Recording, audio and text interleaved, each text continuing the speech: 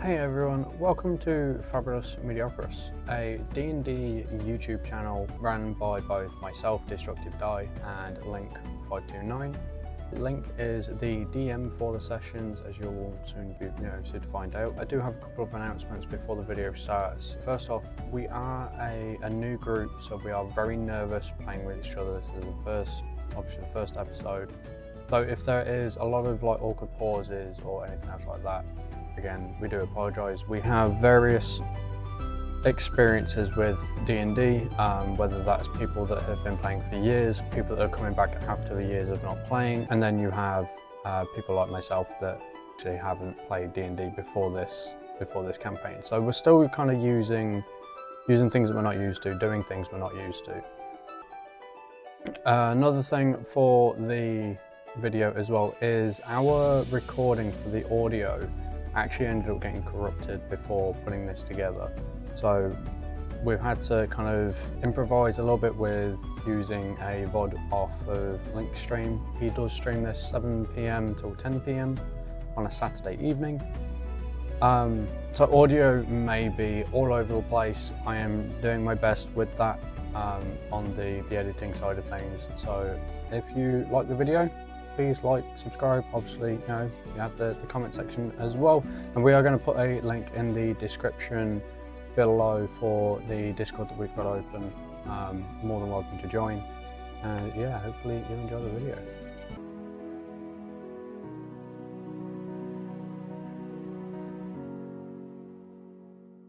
Welcome, one and all. This is something that I am very, very excited for. For anyone who's new here, hi, hello, I am Link529. I will be your host, and most importantly, I will be your dungeon master. I'm joined by, of course, our players this evening, I should say, are Killswitch, Crazy I don't know, Lethal Throg is not here this evening, but they will be here through sessions going forward, Lab Goose, Harold Behrman, CA269, and Destructive Die. So just a few very quick announcements before we get into the episode this evening. First and most importantly, they will be hopefully coming out every Wednesday, which is cool. So if you miss any of the streams, then you can go ahead and check the videos out there. And finally, and this is not a sponsor, I just want to make that very clear, everyone here tonight for character sheets is using D&D Beyond, which is, if you don't know what that is, it is a fun, free, easy-to-use website that is actually, I guess, the official D&D website when it comes to making character sheets, and it has a very simple, easy-to-use process of making your character sheets and has step-by-step guides and everything. So, without any further ado, welcome, ladies and gentlemen, to the very first session. If one by one you'd just like to introduce yourselves. The guy that you see on your screen that's currently lighting up is Destructive Die. I'm Crazy I don't know. Hi, I'm Harold Behrman, hello. I'm Kara, nice to meet you all. I'm Labuse. Hi. Yeah. Hi everyone, I'm Killswitch. That just leaves me, Scourge Pixie. I am just the forever lovable NPC. So, without further ado, let us get into the very first episode. Throughout the land of Elidoran, a call has been sent out by none other than the King of Auradon himself, in search of the bravest of the brave, the strongest of the strong, to help aid the people of the three provinces. The reward for such a task is great, and anyone who is interested is to head for the village of Peravolt, located in the Ignis province, which itself sits at the edge of the Enchanted Forest. Upon their arrival, they are to meet with a man called Vilthran, who will provide them with further information. And so, this is where the tale begins. The 6 of you have been sailing for many days and many nights. Some of you returning home, others arriving from various different provinces. After a very long journey, you finally reach the village of Peravolt, just in time for the annual Lunar Festival. as you arrive at the dock of Paravolt, disembarking from the ship, weren't the only ones traveling here. There were a few other commercial passengers, if you will, some with families and children, whether they're here specifically for the festival or not, or returning home themselves. You are sort of left to your own devices on the dock, but just before you do, the ship's captain quickly catches up to you and holds out in his hand a letter and a quite strange yet enticing small golden medallion with, on one side, strange looking runes, the other a skull. He just sort of stands holding them out and sort of a little bit out of breath says, "I almost forgot. This was with your luggage. Well, somebody's luggage. I don't know who these belong to, but I'm assuming it's you." Is this the person that took us here? Yeah. Can I ask him if... So I ask... I appreciate you handing these to us, but I must ask, did you take a group named Devil's Advocates this way? Devil's Advocates. The name rings a bell. I mean, oh wait, yes, sorry.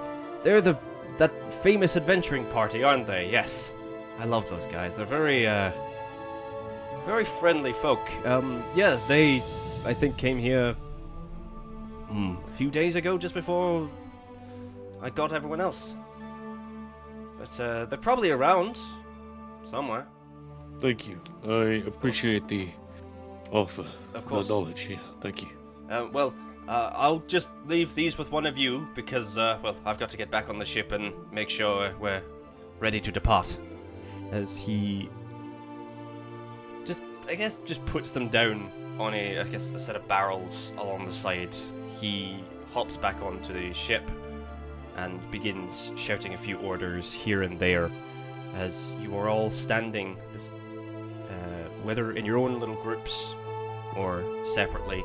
You do hear the sounds of celebration almost coming from the village, which is just a few feet down off the dock. Sounds of fireworks and celebration, cheers and laughter. It's up to you.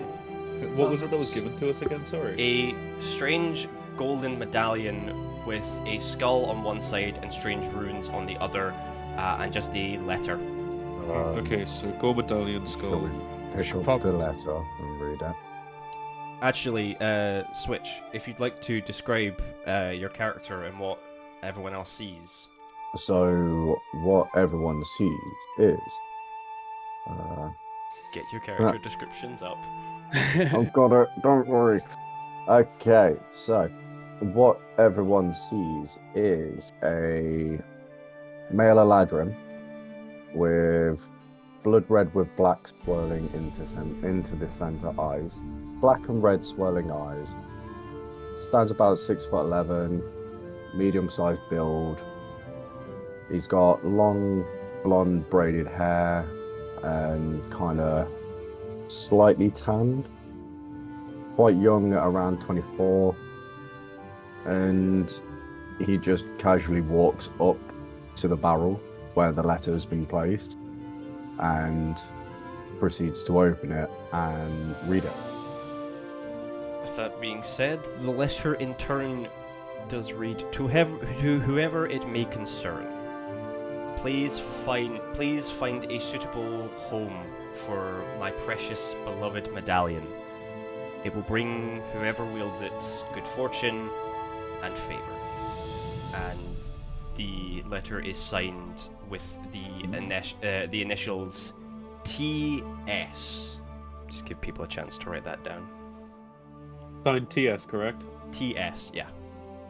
That's Okay. it. So while the rest of you are watching as this elven gentleman is reading the letter, what are the rest of you choosing to do? Can I inspect the medallion? Yeah, go for it.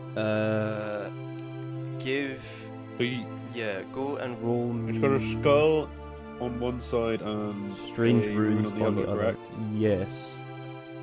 Could I check it to see if I could like know anything about the rune or what the strange runes or what the medallion itself could be? Sure. Give me a either history or investigation check. First roll of the night, chat. Okay, investigation then. First roll. Drum roll, please, ladies and that's- gentlemen. Not fucking good. Investigation plus 2, 4, so that's a 6. Off to a great start. For once, the dice did not serve me well. You have betrayed me, dice. What did you get, I buddy? used the special one. I got a 6. 6 for investigation. Yep. So, closely, trying to, as best as you can, closely inspect the strange-looking medallion. To the untrained eye, such as yourself, it just looks like a regular medallion with fancy... The runes itself don't really seem to make much sense in any way, shape, or form. It almost just looks like patterns and whatnot. It just looks like the medallion itself is just fun. I turn to Tavaros and I go, I have a look at that. I, of course, accept and pass it towards him. And you also And want I to... do an investigation check. Yeah, go on investigation check. Also, while that's... Wow. Ethics is doing that very quickly, how do you want to go ahead and let everyone know, or do you want to describe your character? Yes. So, I am Tafaros, the Tabaxi monk, and I am a panther with bright blue eyes, wearing, normal kind of robed garbs, but on the back you can see there's a belt that holds within a couple of books. I have a locket round my neck, as well as holding a quarterstaff on my back. I stand at, if I can find my description, 6 foot exactly. With you can tell that I am also like around the middle-aged area, midlife, roughly. Ethics, you said you got 12 on investigation, yeah? So, again, similar to Tavaros's investigation, not much really sticks out. The runes and the skull just look like regular patterns. There's not really much you can tell from it. It doesn't seem to give off any useful information just by staring at it by its own form. Yep, I'm getting nothing. I don't know what to do with this thing. It says on the letter that whoever holds the amulet is gifted good fortune, so why don't you look after it? But I proceed to point it back to Tavaros. What about the others? What do you all think I about will this? turn to Tavaros and ask if I can have a go and have a look at it. Would you also like to describe your character? What the Yes. rest of the party sees? Yes. Un momento. I am a Goliath. I stand height-wise larger than the average human. I have black hair, pale skin. I am very young, at the age of 18. So you also wanting to see if you can have a look at the amulet? Yes. Okay, roll me either investigation or arcana, depending on what you're wanting to try and discern from the amulet. I roll investigation. Okay. 4. A 4. It just It's looks not like going well, boys. it just looks like a regular, simple golden amulet to you, Azal. That's about it. Some shiny looking patterns.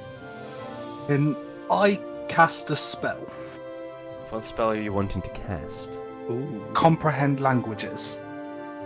Yeah, go for it. Ooh. Let me just see what that does. So if you want to cast that on your sheet, just press the cast button. Yep.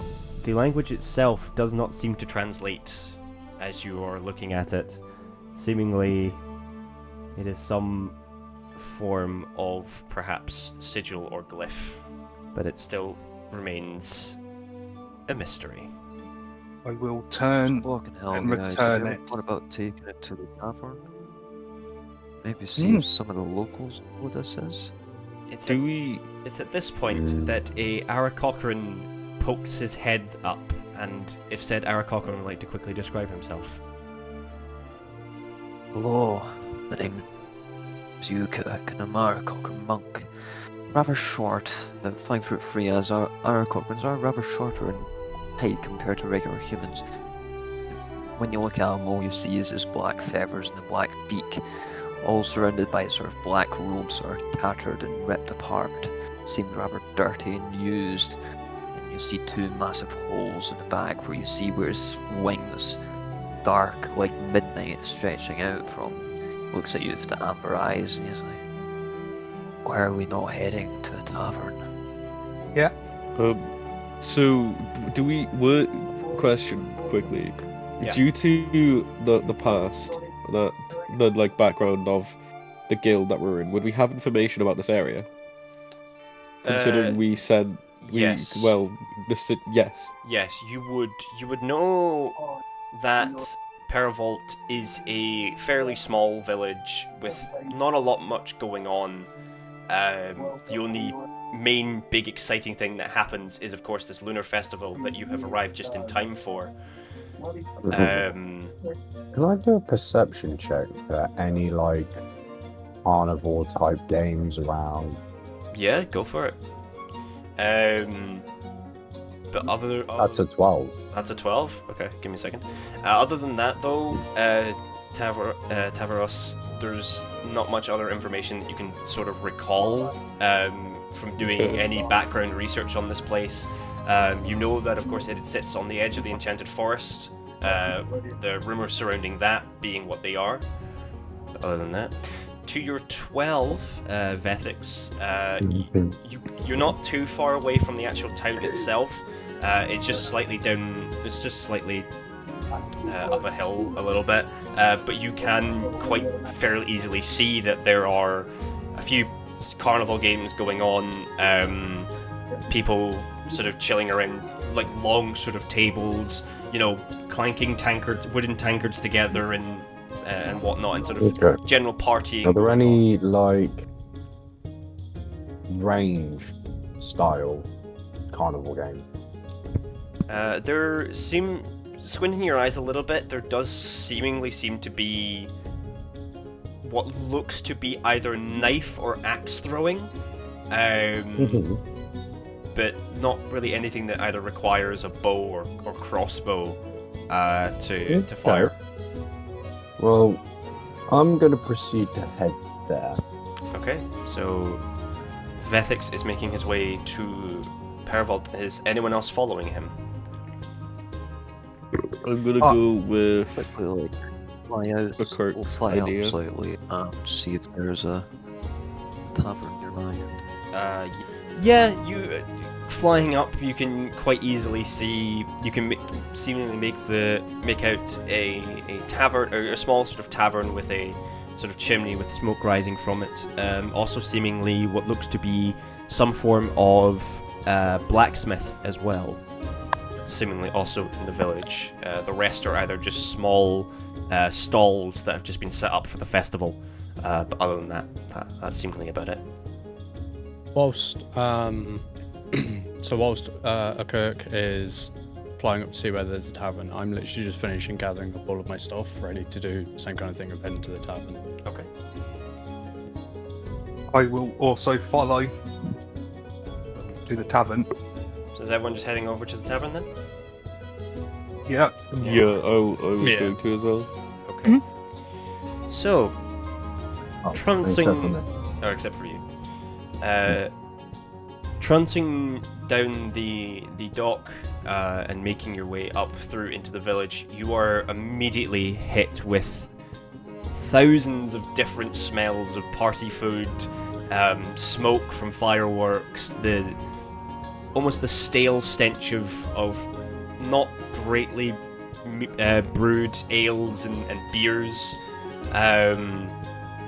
But you do very quickly manage to make your way up in through and find your way to the tavern, which has a little the sign on the outside. It reads "The Spire by Fire." And upon heading in, you are immediately hit with this more chilled, relaxed atmosphere, almost. There's a sort of small fire in the corner, gently crackling away.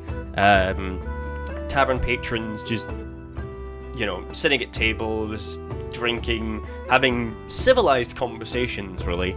And one particular patron that sort of catches your eyes seemingly seems to be this older-looking gentleman, dressed very nicely in this sort of almost frilled linen shirt, a sort of golden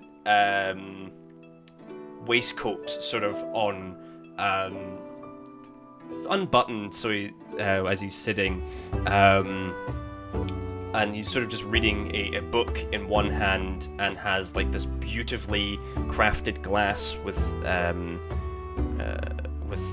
some what looks to be ale, just sort of slowly twirling it around and reading it, reading his book, and sort of just minding his own business, really. Behind the tavern bar itself, you see this fairly large-looking orc gentleman, sort of cleaning the bar and sort of keeping an eye on seemingly only barmaid that's in there, this quite tall, standing, beautiful woman with long, flowing purple hair that's almost seemingly flirting with most of the patrons, but every time she looks over to her, to the orc, she sort of gets a stern look back and gets back on with her work. And he sort of looks around, he catches the six of you all enter and shuffle in, and he sort of goes, please,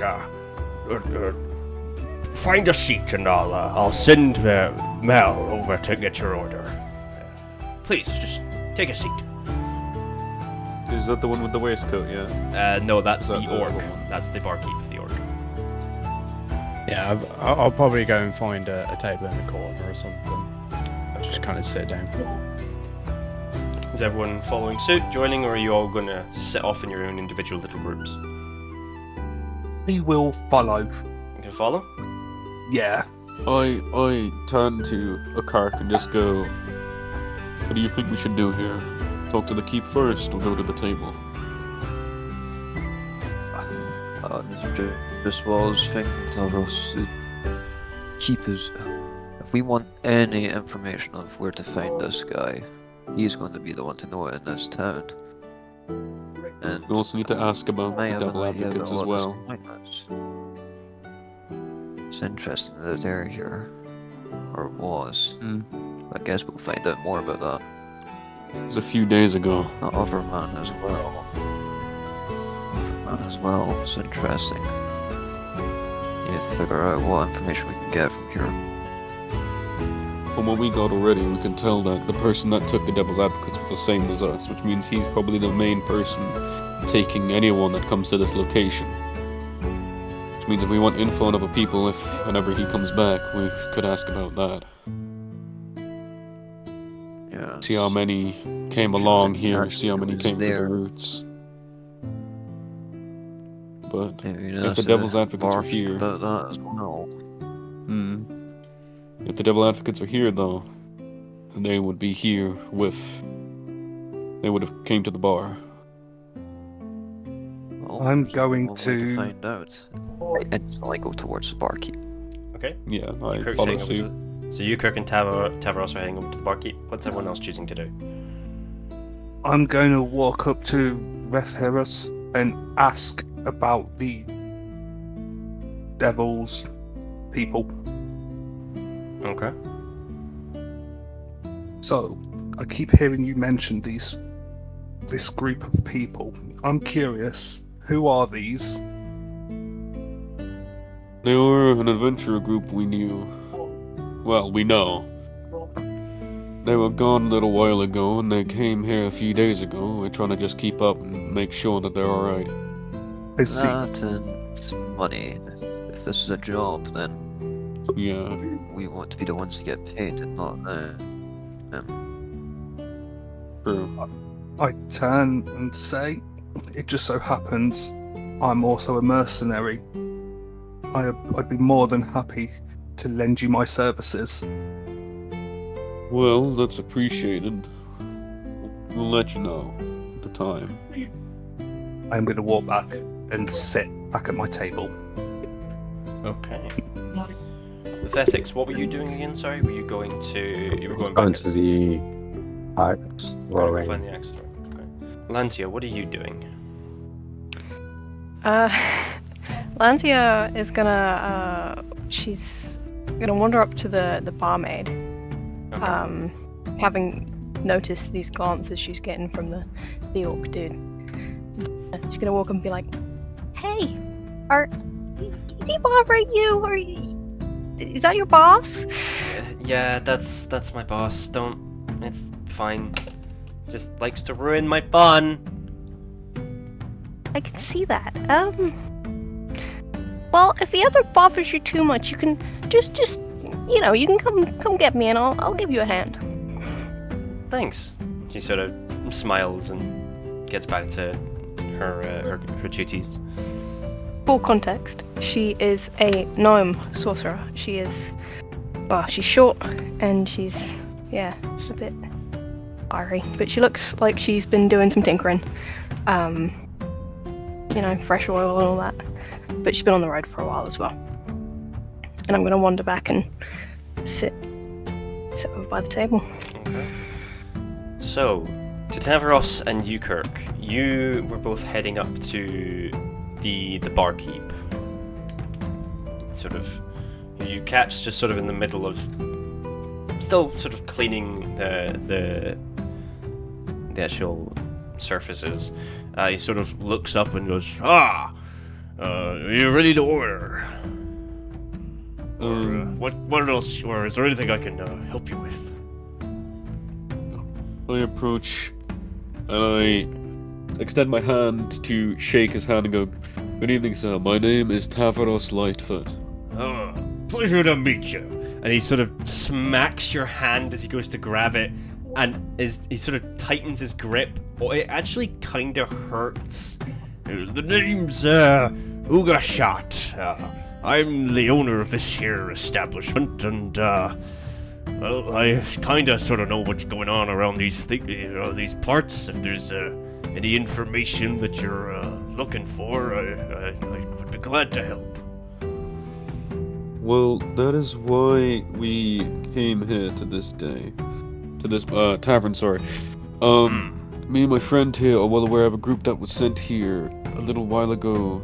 Apparently arrived 2 to 3 days ago, named the Devil's Advocates. Do you know if their whereabouts at all? Devil's Advocates. Devil's Advocates. He sort of scratches his head. Just looks. Nope, sorry. Name doesn't ring a bell. Does the name Vilfran ring a bell? Vilfran? Vilfran. Oh yeah, Vilfran. He's as a matter of fact, he's actually staying here for a few days. Said he was here on some important business, if you can believe such a thing. Yeah, that's him, the old guy in the corner. He sort of points to the older-looking gentleman that's reading his book and sort of drinking. It doesn't really seem to give a shit as to what's going on. Just sort of minding his own business, really.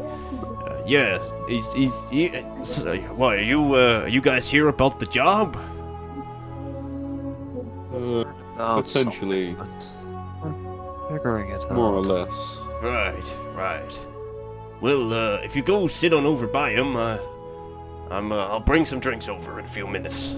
Or I'll get Mal, wherever that lazy girl's gone. Is there anything else I can help you with? Food, drinks? We do a mean-ass pumpkin pie. I'll leave it for now, thank you. Alright. Well, Did you... Sorry, out of character. Did you say the barmaid was called Mel? Mal, M-A-L. Yeah. Mal, okay. Whilst this is all kind of going, it's just like I've kind of like just lost myself in a daze, and it's just like I've just remembered. Like I'll kind of just shoot about at the bench, and I've just remembered that like Beth Six said that he was going axe throwing. Yes. So I'm just gonna bolt up, and it's like, didn't he just say that he was going axe throwing? I'm going. I'll see you guys later, and just start like bolting out of the door. So for context as well, I am playing a male wood elf fighter cleric. He is 5'3". He looks very young, but let me just grab my description. So basically, looks very young with white like snow hair, which is medium flowy. He has being a wood elf, he has a slight tinge of green to his skin. Short little guy, he's just gone bulging out of the room, sounding very energetic. He's like, excellent. You just see this blur just whiz past, the door swing open and slam shut, as the wood elf gentleman sort of just goes chasing after. So, to those of you who are left, so Tavaros and you, Kirk. Yes. You heading over to the elderly gentleman that was pointed out. Yeah, I turned to Kirk saying the best bet would be going to them, to Vilfrin, sorry. Because if they were here for that reason, and they haven't been heard of in a tavern... For top across this side.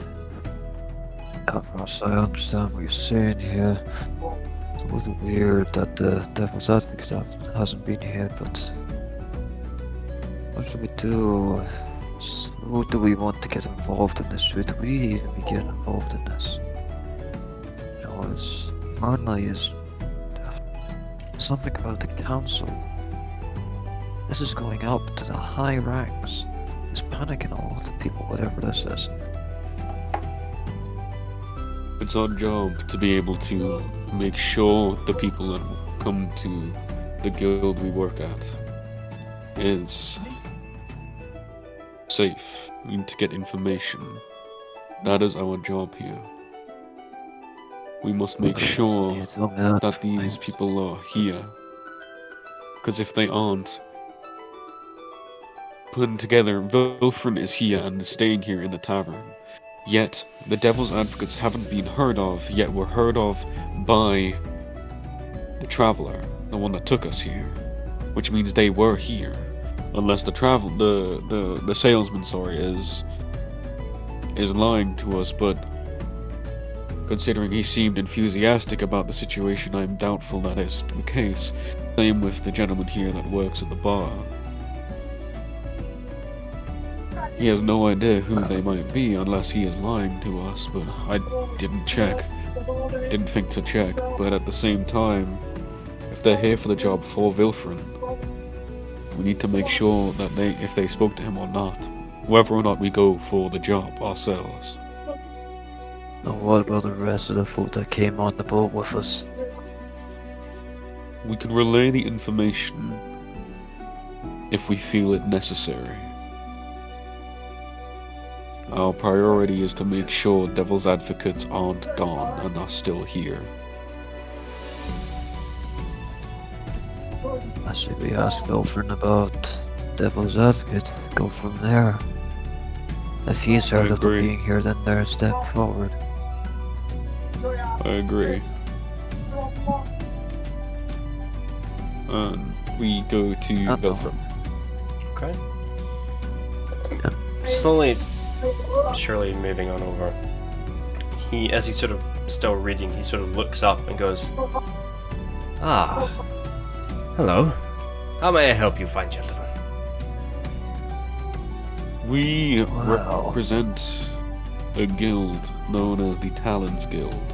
Ah, Are you aware of us? of course, the Talons Guild.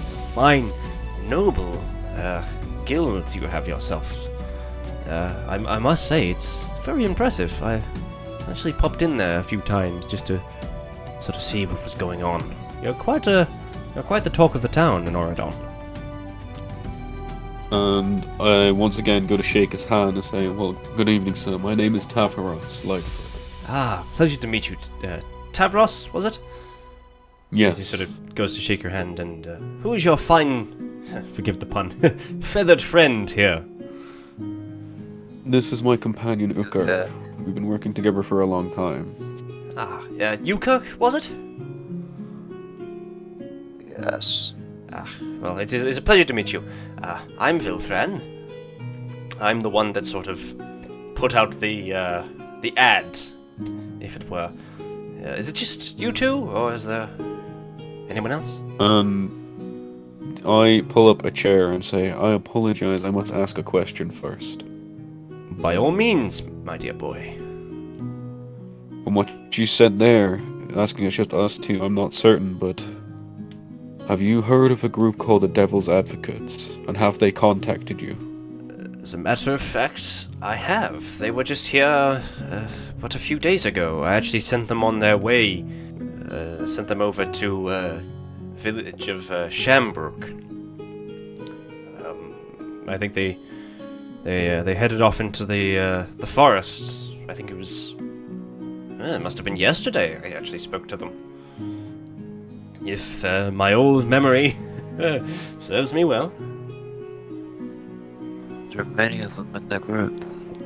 There was only about 4 or 5 of them, I think. Wasn't too many. A good group out there to do the job, Tavros. Alright. How did they seem? Was there... Well, let me think. Could I ask why you sent them to Shambrook out of anywhere? Well, that is where there's a ship waiting for them there, or I suppose waiting for anyone who's interested. That will take them to Lucernia, which they can easily travel to Oradon from there. But no, they seemed interested in the job that I had to offer, and I sent them on there. I gave them the details, well, a few of the details, of course, and sent them on their way. Really, that's about it, I'm afraid. And out of character, can I ask, how much information would we have about the job, considering the guild we're from? Probably very little. The only information you would have been given is that Vilthran is expecting adventurers.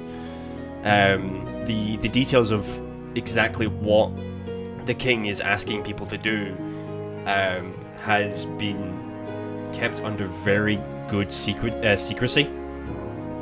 And Vilthran would only give information to those who seem genuinely interested. Vilthran.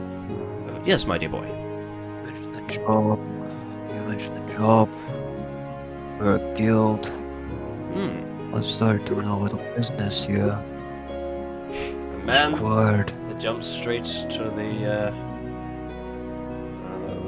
case, I suppose. Yes, the job is but an interesting one, I will say.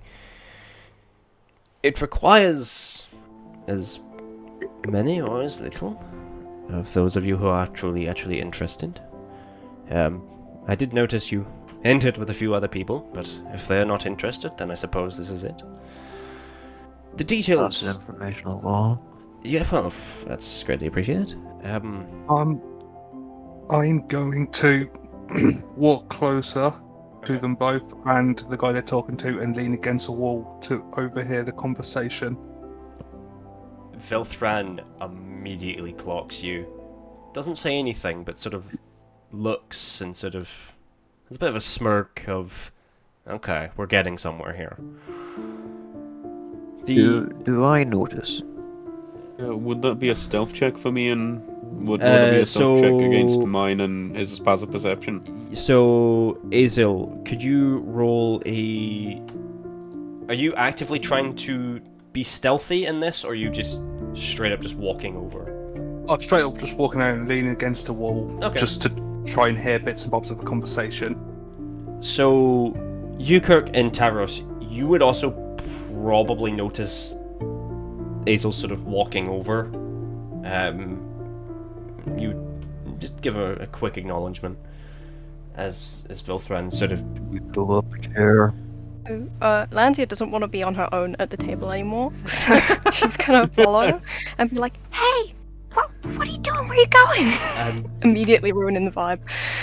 Vilthran sort of just looks down and goes, "Oh." And he sort of looks as well over to Azil and just goes, "Well, please, the more the merrier." Four of I you. will proceed to pull up a chair. Yeah. I suppose that's four of you, of course. So, the job, of course, in question. To put it bluntly, really, the king is looking for some adventurers to perform not a simple task, I should say. Sadly, the details of said task not allowed to discuss in such public viewing, despite how drunk some of the other patrons might be here this evening. But you should know this. This task is not going to be an easy one.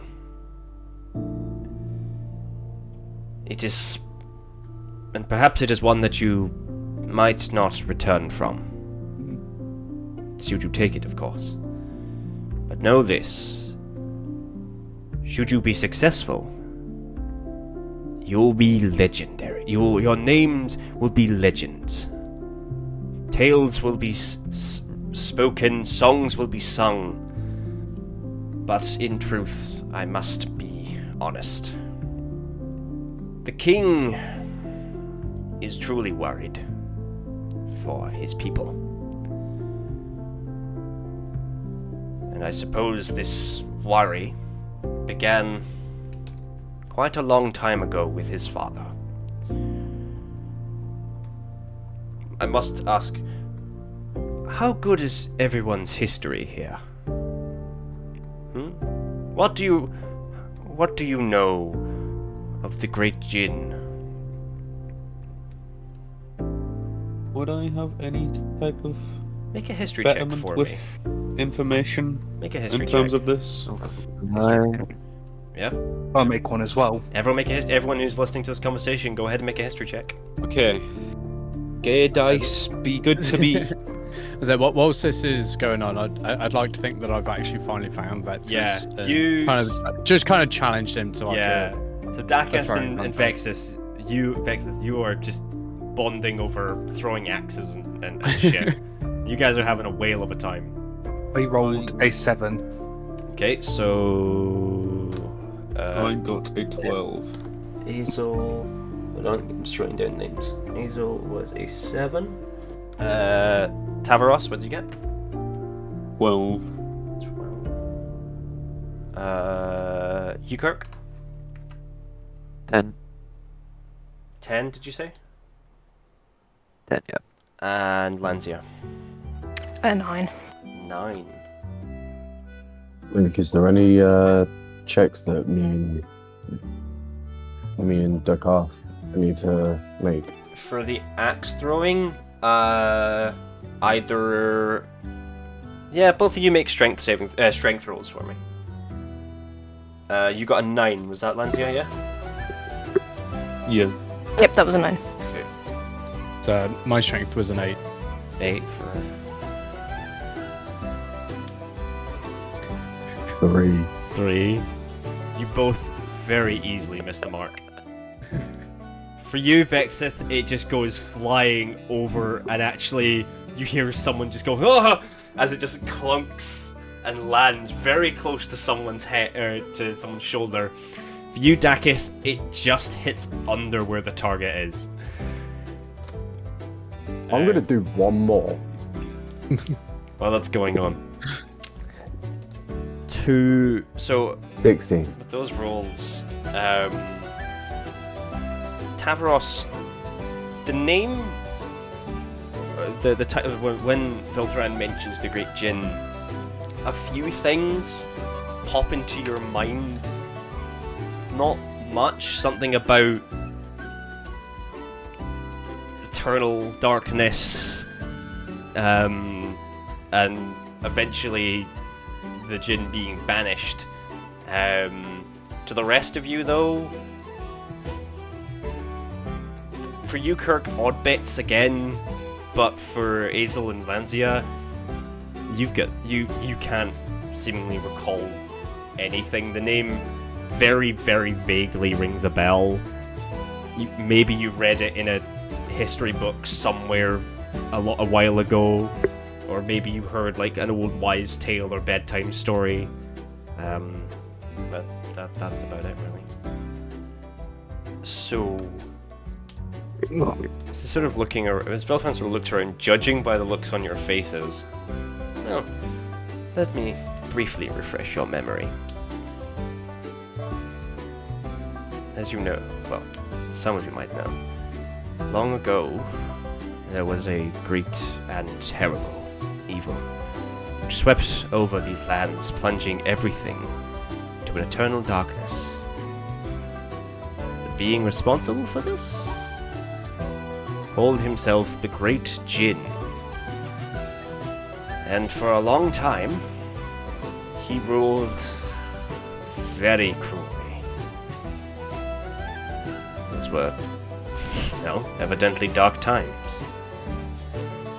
But it was thanks to 4 great and noble heroes that challenged him and eventually banished him, freeing Eladoran from its eternal darkness.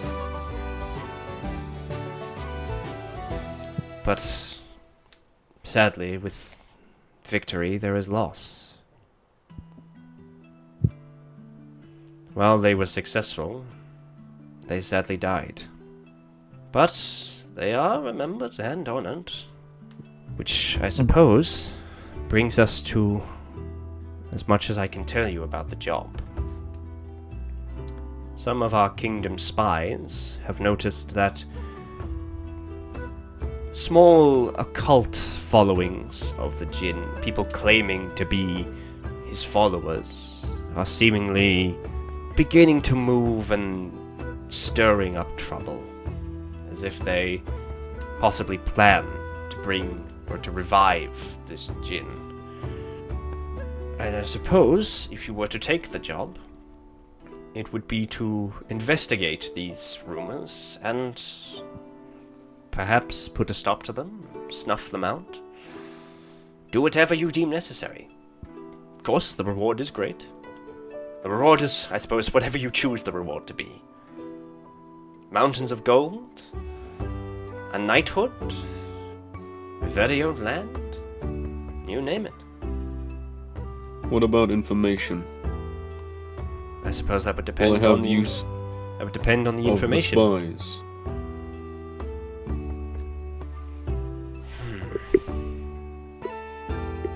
I suppose that's up to if you take the job, I'm afraid, my dear boy. As he takes a sip from his glass, but keeping eye contact locked with you. Where do I go next? Is there anywhere that we can get more information of the past? And more information of this Djinn and this cult? Do we have a name of the cult, perchance? Are you asking Velthran? Yeah. Most, I suppose, of the true accounts are sadly locked deep within Auradon itself by royal historians and whatnot. As to the cult's name, or possibly the same place, but I'm afraid most of the knowledge and accounts of the events 100 years ago are sadly not very much intact anymore, I'm afraid. But I'm sure if you do some digging, should find it. Do you have a name of a historian that we could talk to? Potentially, and the location they're at? You would be best to speak to an old friend of mine, actually. Last time I saw her, she was in Oradon, yes. Her name is Hossan. She's quite a smart and wise lady. A good friend. Good friend. Will the name ring a bell at all? Yeah. Well, we just kind of know that they're a historian. You would know that it was just a general historian. Their name has been passed around throughout Oradon. They have made. You've probably seen them also travel to other libraries or general bookstores in Oradon. Would we have spoken to them by any way through the guild? To get information on other missions, or just for they've probably past? they would have popped by once or twice to maybe drop off a few maps here and there of the provinces, or may possibly even come in to make sure that your records and everything were sort of up to date. But other than that, not much. Okay. So Tavros, from what I'm hearing, this is our type of job. This is information. This is what we specialize in. Yeah, so Especially it seems so. Where we're going to go is back home. Once you see all this, by the way, you see me like writing everything in a notebook that I've been like on the table. It looks exactly the same as this one. It's wrapped around with a leather bind from the pouch that's on the back of me, just above where my tail is. And like, you notice this On the book when I was contrary. flicking through the pages, you'll notice that it's like a very full book with a lot of information. Okay. I'm going to turn to Tavaros and sort of hint, like, give him a little nod about the medallion that was left, and like nod towards the guy who was talking, like hint at asking him, see if he knows what it means or what it is. Yeah, okay.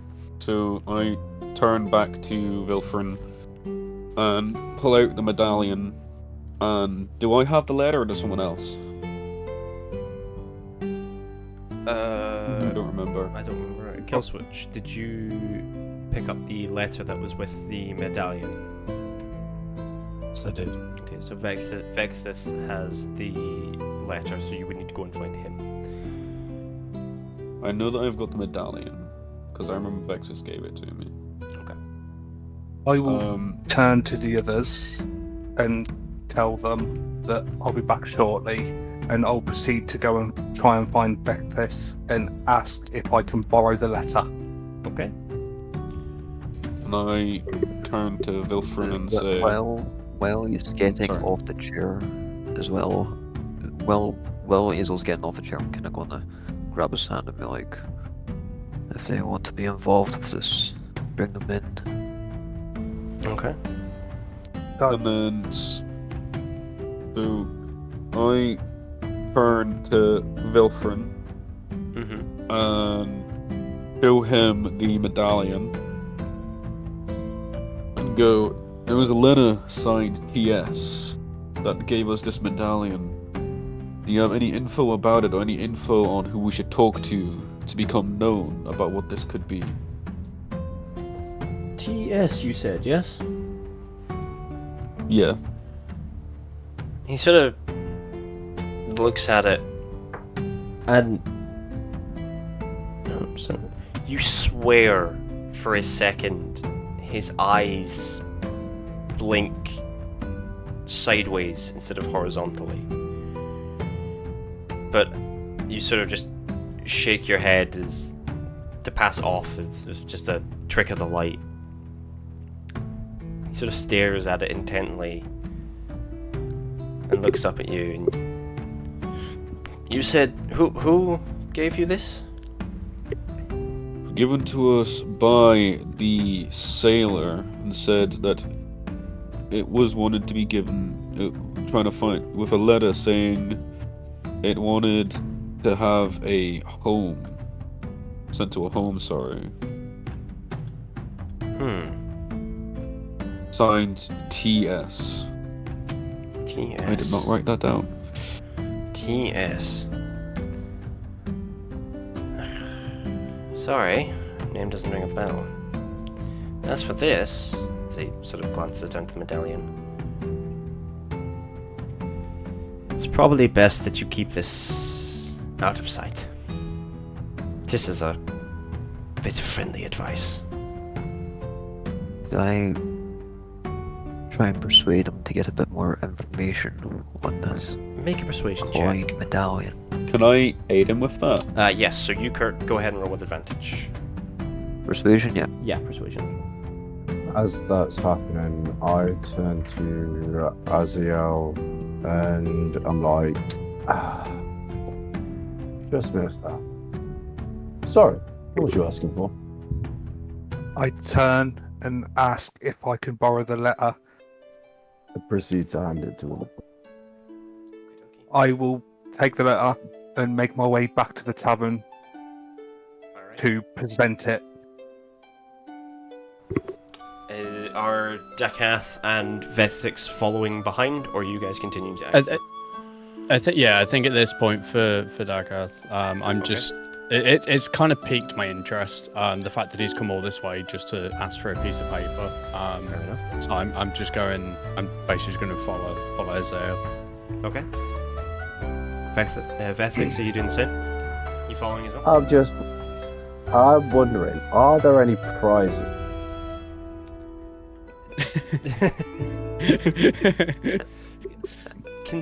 What did you get for your second strength roll, just out of curiosity? Can you remember? 16. He got a 16. I got a 14. 16 and 14. Mm-hmm. The game master that's sort of looking at as you guys are doing this sort of is quite impressed, and actually he sort of walks up to you, Vexith, and goes, "You're actually quite good at that. Here, I want you to have this," and just hands you a throwing axe. Can I do an Arcana check? Yeah, go for it. As for Dakith, he sort of just looks at you and sort of pats you on the shoulder and goes, "You keep trying, buddy." I'm more proficient with a longbow anyway. Yeah, well, you keep trying there, short stack, and gets back to the game. I got a 4. 4. You have no fucking clue if this thing's magical or not. you just sort of stare at it and sort of squint your eyes. And Dakith, you sort of notice that there's just like a little vein that just sort of appears at the top of his head as he's squinting intently, trying to get some form of magical information from this. I'm just gonna look at Vethix. It's like, do you mind if I take a look? And then Yeah, sure. Here you go. also gonna do an Arcana check. Go Can for I it. give him advantage? Yeah, sure. I'll aid him on it. I got a dirty 20. Oh, you got a dirty 20 anyway. Let's Yeah. go. You don't need advantage for that. It's not magical whatsoever. It is just a simple, plain hand axe that can be thrown. I just kind of hand it back to him. He's like, well, it's kind of useless in the magical front, but don't lose it. Ooh. Another piece of ammo. Excellent. Understood. So, coming back to... And I proceed to head back to, well, where everybody else is going. Okay. I'm going to proceed to the tavern and walk back up to the table and give Just before this, Mhm. Euchre, what did you roll on your persuasion? 14. 14. Was that with the advantage, yeah? Yeah, was that with advantage? Yeah. Okay. Felthan sort of looks at you and just sort of smiles and goes, "Things like these are best left alone. Let's leave it at that." Just as that says, he notices the rest of the party trundle through the door, and he sort of looks up and turns to Vexith and Dakath and goes, "Are you two also here for the job offer?" I Yes. I believe we But are. I'd like a pint for it. Of course. Viltran sort of raises his hand, and the orc barkeep sort of notices and brings over like a tray of beers and ales and like another beautifully handcrafted glass for Vilthran. And Vilthran sort of reaches into his pocket and tosses a couple of gold coins to the barkeep. I Sort of, do also toss a coin, barkeep as well. okay. Remove one. Were you gold coin? Yes. Okay, take 1 gold off, however much gold you have. So, Azel, you said you were showing Vilthran the letter? I'm also getting one for Decaf as well. Okay. I'm just kind of put my hand as I'm okay, thank you. Two for me then. Azel, you said you were handing him the letter, yes? Yes. I walk up to the table and I hand him a letter, and I say, this is the letter that was left with the medallion. Interesting. As he's kind of looking at it, can I, because obviously I've not actually looked at the letter, can I just kind of like peer around, just see if I can see? Yeah, you just read over his shoulder. And he just sort of looks at it and goes... Did I ask, with our background, do we know anything about TS? Me and Ukirk? You would not, no. The initials don't ring any bells. Okay.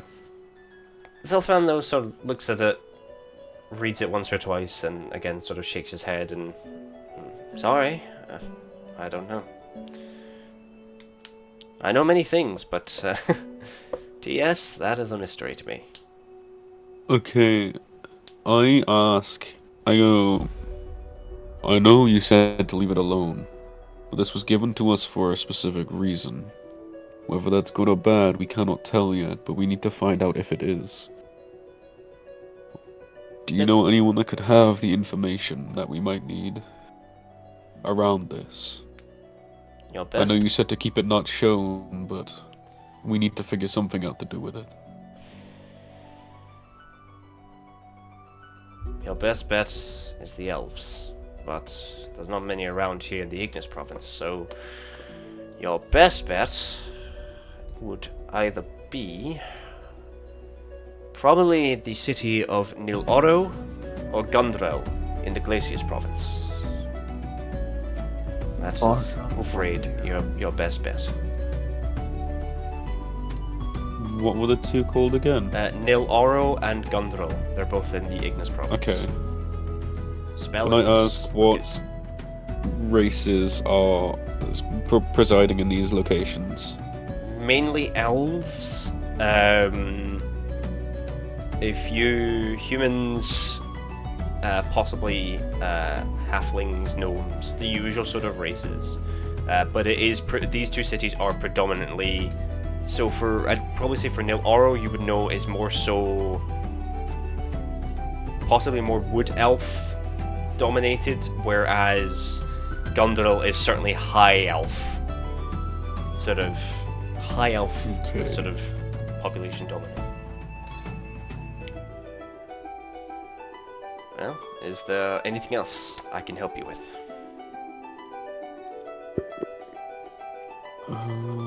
It's the quickest way to go back to Ordon for us. That would be... Turn us where we need to go next, alright? Well, that would be the small village of Shambrook, which is just, unfortunately, the other side of the enchanted forest, which I'm sure you know is no easy trek. The only way, isn't it? I'm afraid so. The ship that you arrived in was, if memory serves, sort of a one-time thing. Won't be back for another few weeks. But there is... I was only here for the festival. Yes. There is a ship, as I say, that will take you from Shambrook. Captain's a good man. A bit, piratey, if you ask me, but other than that, he doesn't mind a bit of coin now and then. Is there any way we can get information about the area that we're in? your best bet would be to ask around, really. I mean, I would honestly suggest sticking around and enjoying the festival. But that's entirely up to you. There is I think, a hunt on the third evening. But yes, I myself actually am going to participate in the festivities. I'm actually unfortunately leaving tomorrow morning. But I hope we shall meet again. This has been interesting. Truly interesting. If there's nothing else, I'm going to retire to my room. I suggest you also get a room as well. Good night. Stands up. Before he leaves, I kind of like shake his hand again and say thank you for the information. It's been a great help. Of course. Good night. Okay. Picks up his book, closes it, tucks it under his arm, heads up the stairs. So, what is it you all wish to do? For terms of what time it is late afternoon, early evening. The festivities are still going on. The tavern is still serving drinks and food, and some of the shops are still, and the blacksmith and some of the other stalls are still open. I make a perception check for the area we're in to see what type of people we have here in the tavern. Yeah, go for it. That's a natural 15, which gets up to 20. Dirty 20. Dirty 20, let's go. Giving a quick glance around, the patrons themselves are fairly normal looking. They just seem to be regular townfolk. Some of them you do recognize from the ship. That you probably... Any of them seem like they might be a hunter. Not really. They all seem just to be wearing regular dress clothing. You do notice from out behind the bar itself, another barmaid sort of appears, this time with sort of ash brown hair, brushing herself down and making sure that she doesn't look dirty, and sort of nods to the orc behind the tavern and just sort of quickly starts getting to work. Mal, the other barmaid, sort of glares at the girl that's just walked in, almost a look of like, where the fuck have you been? But other than that, everything seems normal. Fire is starting to also slowly die down a little bit. I'm going to turn to Kirk and just say, I think our best bet would be asking around this area and asking around about the enchanted forest. We can get information on what could potentially be there. There don't seem to be any hunters around, so might need to try somewhere else, maybe. There's a hunt happening as well. Yeah. There to be more, but Unless normal townsfolk here are hunters. Yeah, I'm just gonna kind of interrupt Taviris and Ukuk a little bit and just ask. I'm guessing where we're going is going to be like fairly dangerous. Well, from what Wilfred was saying, it's not an easy trek, and if the adventurers known as Devil's Advocate went through it, they would have been posed, intrigued by a challenge, from what we know. Certainly going to need to know some information to make sure we get through it safely first. If we end up being a group, that is. If not, what we normally do, me and my companion here, Girk, we'd use a mix of my speed and his flight to get through areas pretty quickly. Okay, I mean, if you guys don't mind if I kind of just tag along, like if that's okay, then I can head out and just make sure that I've definitely got everything I need. Well, if Well- we're thinking it's going to be as dangerous as this, I think, Tavros, we need as many bodies as we can get. Don't normally go for it, but considering what he was saying and what the Yes. potential reward could be, I think we could afford it. Well, I mean, we won't need to pay, to be fair. It's not our job. It's a job we're taking under. They can definitely afford it if he's working under the council. I mean, 'Cause- if it helps, I can probably possibly have some sway over like any military checkpoints or anything else like that. At this point, I'm kind of stood there in like an awkward parade rest type thing, just as like that's my normal standing stance. Hmm. Well, certainly seems to be a useful thing to have. And doing my usual introduction of like a quick shake of the hand, saying, I know you're aware of my name, but the name is Tavaros. It's a pleasure to meet you. Pleasure to meet you. I'm Dakath. I will Nice to meet you. also walk up to them and turn around and say, it sounds like you guys could need all the help you can get if it's as dangerous as he says it is. I am more than happy to join if you'll have me. I'm just kind of looking up at Isaiah. Is like, blimey, you're huge. Hello. Just stares.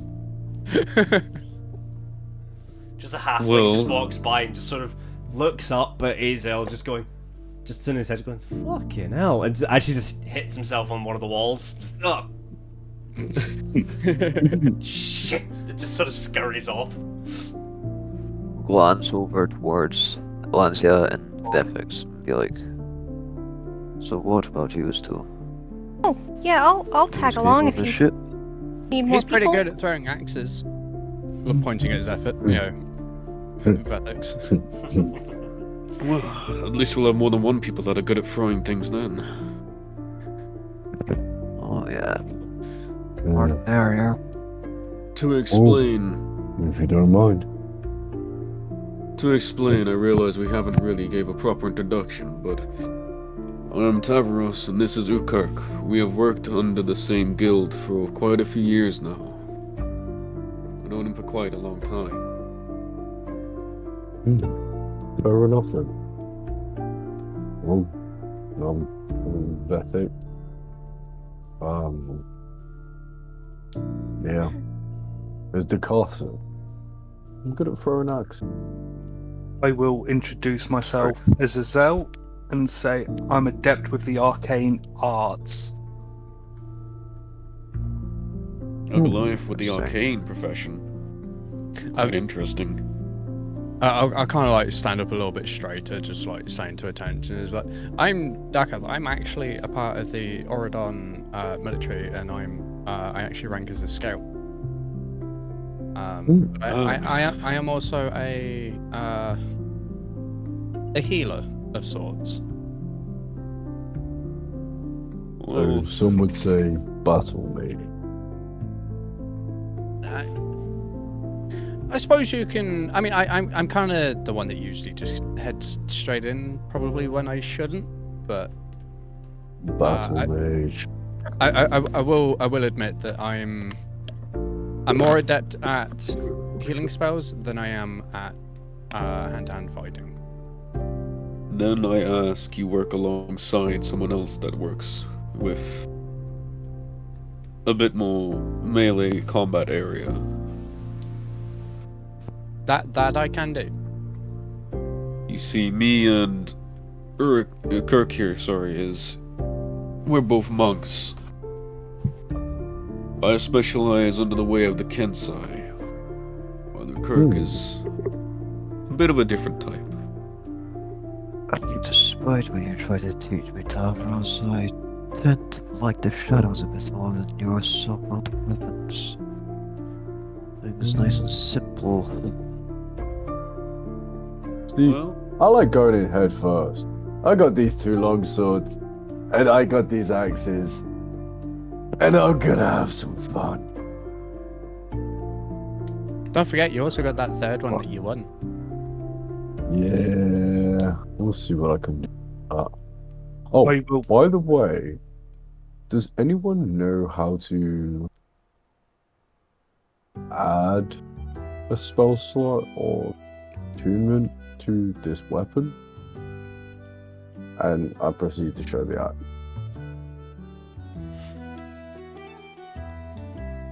Well, attunements tend to take time that you spend with a weapon. But I want it to do when it runs. Like, axes are cool and all, but I want it more. Who do you reckon I'd speak to about that? It's at this point that the tavern keep Uga just sort of stomps on over and goes, "How's it all going over here? It's all fine?" Yeah, it's alright. Good. I'm just wondering, is there someone nearby that could potentially put, like, a spell onto my weapon here? Might try the local blacksmith. They're just next door. All in that, I got nothing. Fair enough then. Off I go. Thank you for the information, good sir. Now, you guys, staying the night? If so, I'll get you some rooms. Would you like some food? Probably starving. More drinks? Anything? I think at this point, I'll probably say that I'll order some food and something non-alcoholic. Okay.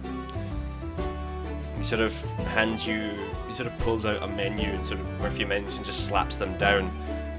You see, under drinks, you see ale, beer, both being ale being 5 copper pieces, beer being 5 silver pieces. You also see honey and ginger ale for 10 silver. Wine is again 10 silver, and water is about 1 copper piece. In terms of food, you just have the word meal for 15 silver pieces. You have pumpkin soup for 5 silver pieces, pumpkin pie for 5 silver pieces, and fish pie for 5 silver pieces. Yeah, I'll probably just take the meal and water. Okay, so that will be 6. So that'll be 15 silver, and I think I said 1 copper piece for the water. Okay. Oh, that thing as well. Mind. Okay. Can I get anyone else? 15 silver. Yeah, 15 silver for the meal, and then 1 copper for water. For me, I tend to sleep not inside a building too often. I tend to just go with nature more or less. Well, there's certainly a shit ton of nature out that way. But don't best not sleep too deep in the forest. People tend to go missing, or so they say. Yeah. Has anyone disappeared before that you are aware of? About 20 years ago, there was 2 kids that went off into the forest looking for God knows what. What were their names again? Like, one began with an H. The other, I don't know. But anyway, that's about it. Said they were, looking for something. As I say, it was 20 years ago. I don't remember much. I was but a wee little orc at that time. Do you know anyone about the family? I think their dad lives just on the outskirts of town. Other than that, but I don't think you'll get much out of him. He's a bit senile. Understandably so. Could it be because of the trauma, more or less? Yeah. Let's go with that. Anyway, I'll, anyone else want any food? If not, I'll put your order through. I say, since we're kind of like guessing we're going to be here overnight as well, so I'm just going to ask how much are the rooms? For a single, it's about 10 silver. For a twin, 15 silver. For an ensuite, afraid that's a bit more pricier. It's probably going to be about 20 gold. We don't got much of them, so. Okay, thank you. Barracks? That's the bed. No. Just the single, double, and the ensuite. You got a stable to sleep in. Look, it's tight nowadays. Stable. Yeah, there's a stable, but I don't own that, I'm afraid. You'll have to ask down to the blacksmith. Right. Yeah. I'll think about it. Yeah. Besides, how's the Luna Festival doing for you?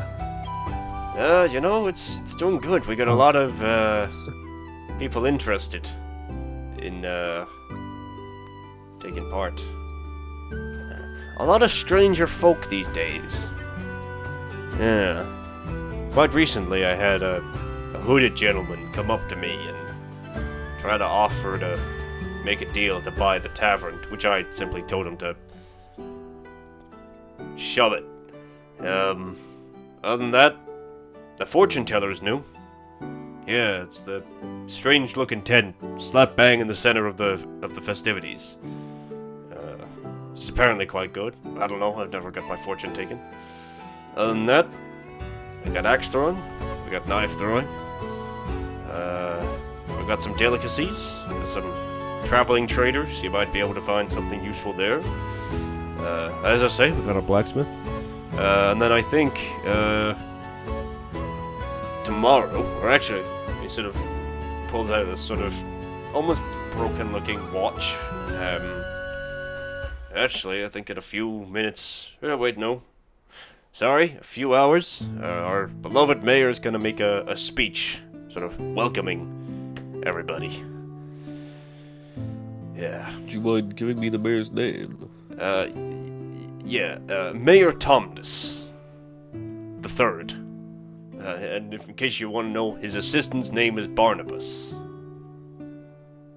Odd fellow. A bit hairy behind the ears, but other than that, pretty sane guy. Nice chap. This will bring you any more trouble. Pardon? Does the vessel bring you any more trouble? Mention a hooded fellow. Yeah. To be honest, I don't know if I've seen him around again. He showed up earlier in the day, but other than that, he seemed to almost vanish into thin air. Weird. Said he knew me. I don't know him, though. Couldn't see his face. Anyway, let me go get that food for you. And he sort of wanders back and sort of pokes his head around the side and sort of yells into the kitchen. A couple minutes go past, to which Mal and the other barmaid that walked in sort of bring the food, place it down, hand out waters, and two of you who are having the meal, it's quite odd looking. It's essentially what looks to be just this almost chunk of meat that's a few like vegetables that are sort of strewn around the outside, and this weird sort of coating of gravy that just sort of almost melts and gloops sort of down the sides and over it. It smells quite nice, surprisingly, despite what it looks like.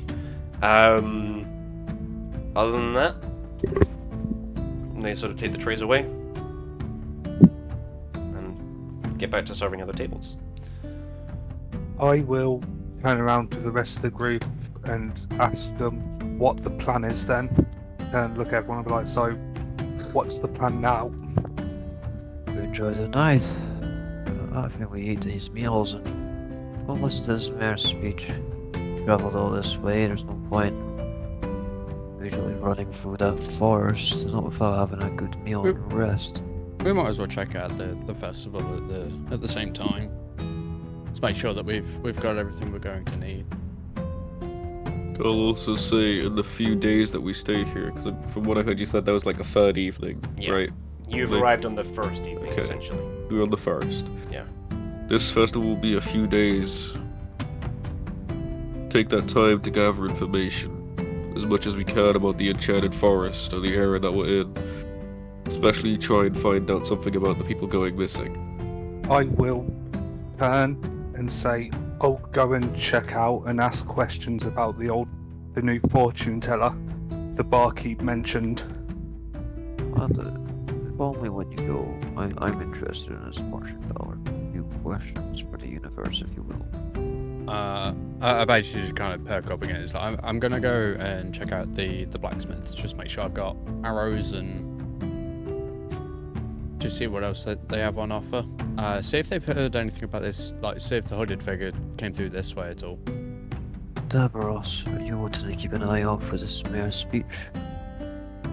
See if he says anything during it. Might mention something regarding the events.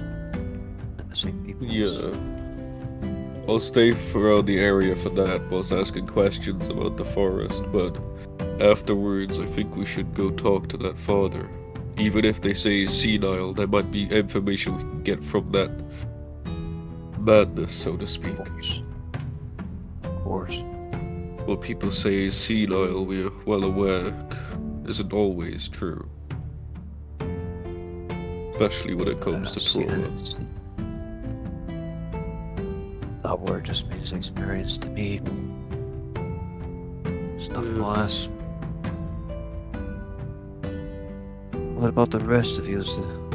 We'll go over to Hazel and Lanzia, sorry. Hazel's going Use- to the fortune teller. Oh yeah. Lanzia will tag along for the. So, you all finish your food and sort of step outside, sort of split off in your general directions. So, who of you, just so I know, who is going to... So who's just going where? Just so I can write this down. So I am going to the blacksmith with the car. Okay, anyone else going there as well? Or is it just those two?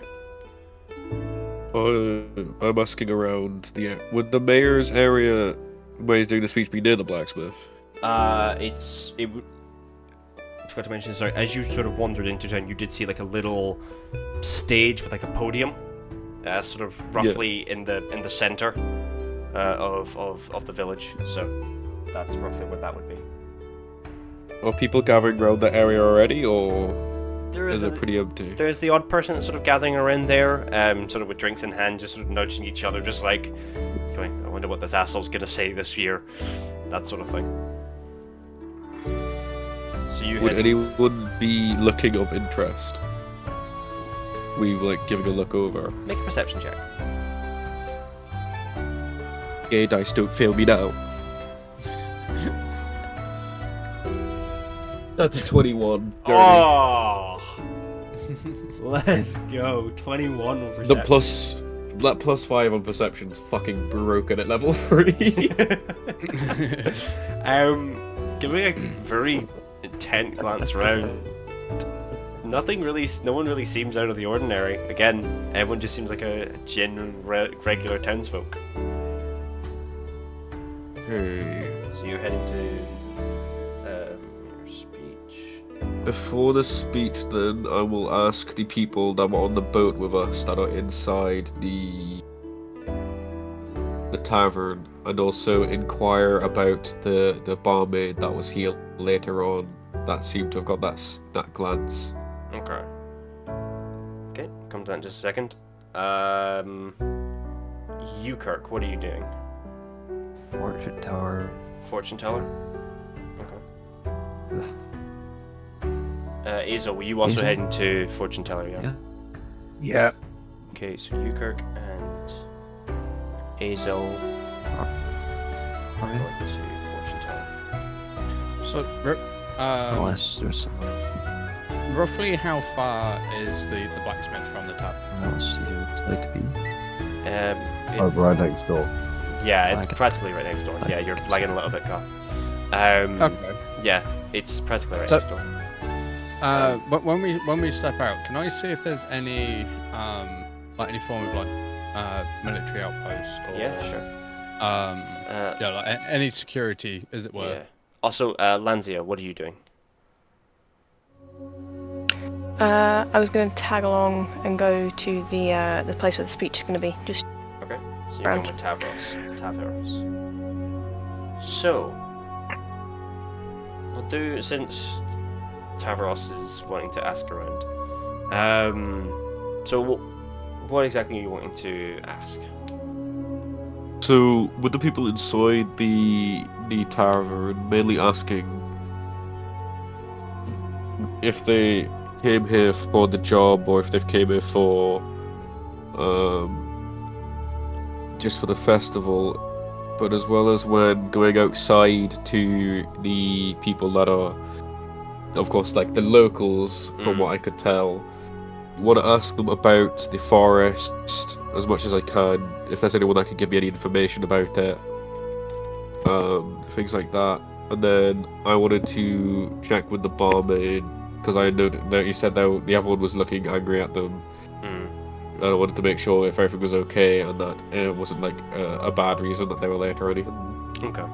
So, asking around the patrons, the general consensus is they are just here for the festival, or some of them are here for the festival. Some of them are just coming home from either visiting family in any of the other provinces, or from Oradon or some of the other towns and villages in that of the Ignis province. As for the glance that Mal gave the other barkeep, as you try and look around for her, she doesn't seem to be anywhere in sight. Unsure where she's gone. Is Mal there? Mal has also gone upstairs as well. They both have sort of gone upstairs and have sort of semi-turned in for the night. So, making sure of all of that, then, can I ask, what's his name? Uga Yeah, what, sorry? Uga Shat. Ugashat. Can I ask him about the situation? Yeah? Ah! How is everything? Food alright? Just fine. Just trying to get a grips of the area, really. Of course. I noticed one of your barmaids arriving rather later than the others. Ah, Of Red. course, Mal looking quite mad. yeah. The two of them have a bit of history. Sort of grew up together as childhood friends. Usual thing. No, it's just, Red's grandmother's been a bit ill as of late. And so she comes in later and just sort of picks up her shift sort of halfway through. You know, it's fine. I don't really mind. She does a good job. She's a good kid. Keeps her nose out of trouble. And, when it comes down to it, she's actually not too bad with a bow. He actually does a bit of hunting for us. Brings in some of the produce, if you will. Do you know where I could find this Red? By chance? She's well, when she's not at her grandmother's, she's up the stairs and to the left. I think room 307. Would it be okay for me to knock there and ask a few questions? If she's awake. Other than that, What's the time again? probably around late evening now. Okay.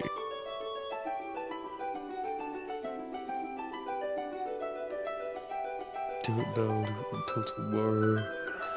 Anything else? No, that's all. Thank you. Of course. I'll be here if you need anything. Thank you. I'll let you know. Gets back to cleaning and serving a few drinks and popping his head round to the kitchen, checking, just making sure that everything's a-okay.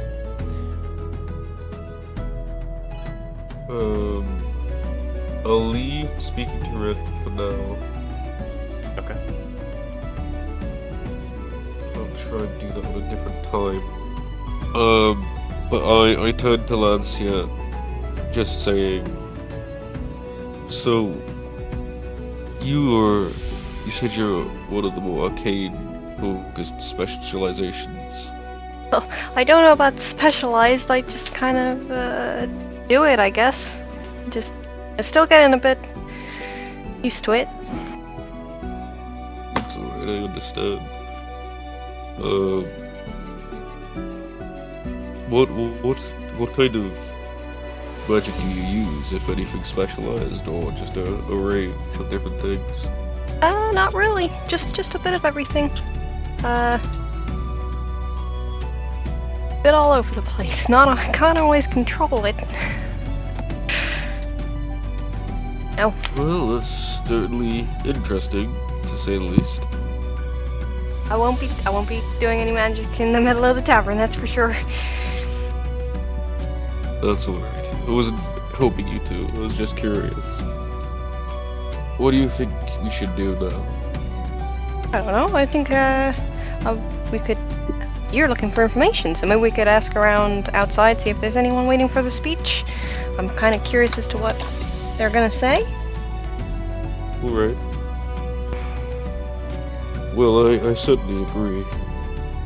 I think that might be our best bet.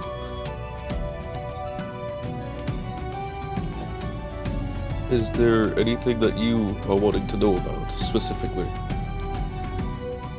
Not at the moment. I'm just trying to get my bearings. I've not really been here before. A little bit out of my depth. Well, that makes two of us. Certainly. I think that's just us going out then. Okay. Mhm. Okay, dokie. Anything particular you're looking for outside?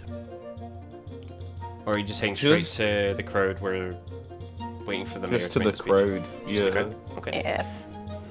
Just slowly trundle on over, to which we will move over to Vethix and Dakith, who were heading to the blacksmith, correct? Yeah, so as Dakath kind of steps outside, again, I just wanted to do just have a quick look to see if there's any form of security kind of already congregating around where the mayor will be standing. There doesn't seem to be. There's giving a quick glance around here and there. You don't really see. Could I do a perception check? Yeah. And the Carth, can you assist me with this, please, buddy? Yeah. Sure. Alright, go ahead and roll advantage for perception then switch. I've got to roll twice then. That's lucky that I got the advantage because it's a dirty 20. 22. 22, let's go. His first one was a 7. Yeah, I'm so happy I got that advantage. What I'm going to be looking for is hooded characters, guards. Yeah, hooded characters, guards. I'm going to be specifically trying to keep tab on like the rotation of the guards, like route So, that they'll be patrolling throughout Yeah. the carnival.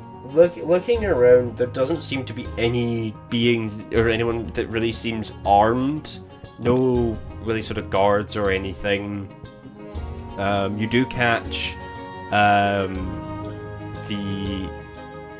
mayor, sort of seemingly a halfling-looking gentleman, sort of dressed up quite nicely, and you can sort of tell could possibly be the mayor, and another sort of halfling gentleman sort of standing behind him, sort of, you know, going through like some notes, assumingly a speech. Other than that, In terms of hooded What figures, Yeah. there doesn't really seem to be anyone that stands out. Everyone either has or is wearing, I guess, party clothes, that sort of thing. Not really Any sore thumbs. No, not really. No one looks out of the ordinary. Everyone seems to be just regular townsfolk enjoying life and not really giving a shit. Any like strange activity from anybody? No, No. everything is normal. All right, I proceed onwards to the blacksmith then. Okay, Yeah, I'm just following suit. sure. Okay, so making your way to the blacksmith, there's again another sort of low-hanging sign which reads, just getting the names, Gorn and Rurik's blacksmith, and then underneath sort of reads the smolder. Sort of entering in, Rurik, yeah, so Gorn and Rurik's blacksmith. Just underneath that reads the smolder. Upon entering, you are immediately hit with this mildly intense heat. The sounds of hammers clattering away on metal, bits of sparks sort of flying, sounds of grindstones scraping, a few chains and shit rattling, and you sort of see this dwarven gentleman, sort of this quite long flowing beard, his hair tied back quite nicely actually, and some sort of there's almost like some goggles sort of shielding his eyes from everything. He sort of looks up almost, pulls the goggles up and sort of squints and goes, "What do you want?" I'm, well, me and my friend here. Well, personally, I'm here to wonder if you could potentially add a bell to a hand axe for me. And if not, I'm wondering what weapons you sell, because I'm after, well, a longbow and potentially something a little bit more damaging than these longs. Look, what you see is what you get. And he sort of gestures around, and you see sort of hanging on the walls or in some sort of displays, variety of short swords, a couple of scimitars, one prominently big looking battle axe, and then just some daggers sort of just in display cases. As for enchanting, we don't do that here. If you want an enchantment, go to a sorcerer or some shit, I don't know. You know if one's in town. What do I look like, an encyclopedia? Look, Are you gonna buy something, or are you just gonna stand there yapping? Well, yes, I am. But I can see that you're a busy man. You got short time, sort of how many orders you've got in. So, how much would you offer me for these 2 long swords and a hand axe? God damn it! Bring them over here. And he sort of points And to. I proceed to place the swords in the gestured area as well as the hand axe. Oh, let's get a look at these. And he sort of stands up on like a little few stairs and sort of rummages around under the desk, and brings out like this monocle. He sort of attaches to his eye and sort of squints and sort of flicks it down. What have these been used for? Death. You're not a bounty hunter, are you? No. Good. I can't stand bounty hunters. They don't take good care of their weapons. As for these long swords, if that's what you can call them, I'd probably say, well, depending on how long you've had them. Pretty much my journey here. I'm gonna need a little more to go on than just my journey here. Well, I've traveled the seas from, well... Well, I've traveled here from Wyvernfall, and let's put it this way. I was on a job, and it went a little wrong. I may have had to battle one or two guards. Well, normally, I'd offer you 15 gold, but looking at the quality of them here, afraid I could probably only offer you maybe 5 or 10. How much for the scimitar? But that old piece of junk, 25 gold. Well, you haven't given me a price handout either. That's, I can tell you now, brand new. Brand new, huh? Just freshly acquired. Let me have a look. Again, he squints down looking at it. Brand new, huh? He sort of picks it up, weighs it in his hand, sort of runs his glove gently along the blade. I know this handiwork. It's mine. I made this damn thing. Where'd you get it? I just won it at the axe throwing store. That son of a bitch. This is not for sale. He wasn't even supposed to give that away. For this, nothing. Whoa. He sort of just walks off and sort of places it on sort of like a rack behind the desk. Sort of stands back up and goes, now, about these damn swords. Whoa. I won that axe fair and square. So by rights, that's my property. Fine, So 5 gold. if you're going to put it... Whoa. No. How's about? And I go to place 10 gold on the counter. Go, your handout, and these 2 longsword, plus this 10 gold, I will take those swords. Have we got a deal? Make a persuasion check. Whilst this is going on, I'm just kind of looking around, like looking at the things that he's obviously brought out. 14. 14. 15.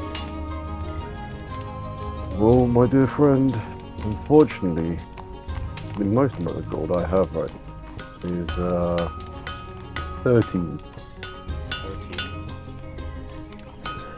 Yeah, because I gave 2 gold to the bartender. Well, no deal. Well, I'll be taking that axe back. Fine. He sort of picks it up and sort of just smacks it into the desk. Are you going to repair the damage? Sort of picks it up. At this point, I'm just going to kind of like place my hand on the back of Vethix and basically just kind of say to him, just take it back. Yeah, we're not here to... Can I do a strength check? Because from the way I want to take it back, I'm going to... Roll strength. That is a 16. 16? Huh.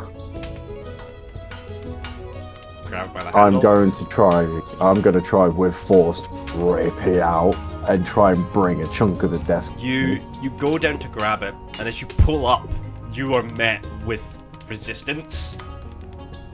Okay. And you sort of see Rurik sort of cross his arms and sort of smiling and goes, sucker. He then sort of pushes you aside, picks it up, and lifts it with fucking ease. And sort of twirls it in his hand and places it down and goes, get out. I just proceed to pick up the hand axe and the 2 swords and I'll walk out. Turns to you, Daketh. And what will you be having? I'm actually... first off, I just want to apologise for my friend there. In terms of what I will be buying, I'm actually looking for 20 arrows. Arrows? Give me a minute. If you have any at all. Give me a second. And he sort of goes into the back, and you hear... You sort of turn around and goes, Gorn! Thorn, get in here! And you see this half-orc gentleman sort of step through, similar dress to the dwarf. Goes, what? This gentleman here is looking for arrows. We got any of those? In the box Link, would I have- of the counter. Link, would I have heard them as I was walking out? Oh yeah. Okay. I proceed to turn round to Dekath and go, "Hey buddy, here's 20 for free," and throw him the 20 arrows I have in my inventory. And then proceed to carry on walking out. Okay. I pick up the arrows. I still turn back and says I would still like to purchase some arrows, mainly just out of gesture of goodwill. Give me a second. I'm just trying to find the actual price of it. I go 20 free already. Well, By the way, they do come into your inventory stacks of 20, so you only need. he sort of rummages around. Ah, here they are. These arrows in particular, you notice on the tip of them have a slight silver shine to them. Now, you said you wanted 20, right? Yes. Well, one of these only cost you 1 gold, so 20, let's say, costs you 20. I've only got 9. These things ain't cheap. What check would I need to actually like inspect the tip of the arrows? Probably just an investigation check. Alright, so I am just going to do... Where would it be? 12. 12. Yeah. Roll for it's not too high. Giving it closer inspection, these are genuine high quality silver arrows. Condition, seemingly freshly made. The woodcraft is superb. The feathers on the ends are different. You've got some that are like red and blue. And yeah, it is genuine high quality silver. Okay. So I'm basically just going to say to him is I can see that this is great quality work. However, that is a little bit out of my price range, so I am going to have to leave these. However, I do have a question for you. Of course. If you don't mind answering. Yeah.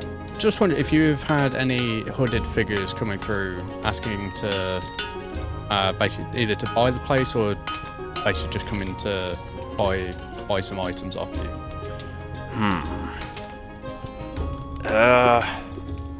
Gorn, what is it now? We had any strange hooded fellas coming in here trying to buy the place? No, not that I would notice anyway. I don't pay attention. You know this. Sorry, buddy. Can't help you. Not a problem. Thank you for your time. And I just proceed to walk out. Alrighty. Is there anything else you'd like to do? Or would you like to head over to the podium where the mayor is? I'll head over to the podium where the mayor is. Okie dokie. Last, but by no means least, Ukert and Azel. As you all head out of the tavern and your companions head in their general directions, you make your way roughly to where the barkeep mentioned this fortune teller's tent. Fairly easy being able to find where it actually is. You enter fairly easily. Sorry, I don't mean fairly easily. You enter quite easily. It's almost as if when you enter this place, you feel cold. It's almost completely pitch black, except for a small light emanating from this sort of crystal ball on the table. 2 chairs either side. From the shadow and darkness itself, you hear this quite smooth voice Greetings, my child. How can I help you? You're saying this is from the shadows, yeah? Yeah. This is to Are we all? you. No, this is to you, Kirk and Azel.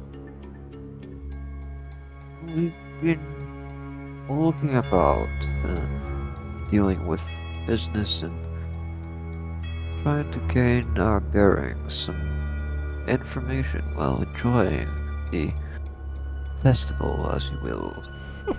May I ask, who are you? Oh, I am but a simple fortune teller, my dear child. I give what anyone is seeking. I let all who enter here know their fortune. I am not above helping the poor, unfortunate souls of this world find their way. Please. What is your name? Oh, I am Ursula. And you? Name's Yuka. And your giant friend? I would be Azel. A pleasure to meet you. Please, sit, and we shall begin. I roll perception to see if there's anything funny about this. Roll... Yeah, I'd say... roll with disadvantage. Would I be alright to help him with Yeah. guidance? Yeah? And what's the reason for the disadvantage? It's dark, get it? Yeah, magical darkness. Is it magical dark? It is magical darkness, yes. So roll with disadvantage and then add guidance. Which I think is just a d4, isn't it? I believe. Yes. Yeah. So just add a d4 onto whatever you get. Wait, sorry, a D4, what? For guidance. Because guidance. Azel's Okay, giving you yeah, guidance. roll Aiden, the right, D4. oh, right, it's not, yeah. Yeah, Azel's giving you guidance. Right, so the disadvantage you said, yeah? Yeah. I assume if I casted Dark Vision on myself, this would... No. No. The D4? So that would be a 15 overall. 15 overall. For perception? Yes. Looking around, there's not much you can tell or let alone perceive. There isn't, other than the table and the crystal ball in the center of the room, there isn't really much else to go on. You get the sense that whoever this person is, not necessarily that they're perhaps hiding something, but they are speaking truthfully. And they know... You get almost sort of the sense that they already know who you are and why you are here. They just want to let you hear it. They just want you to say it. I'll go and sit down. I will also sit down.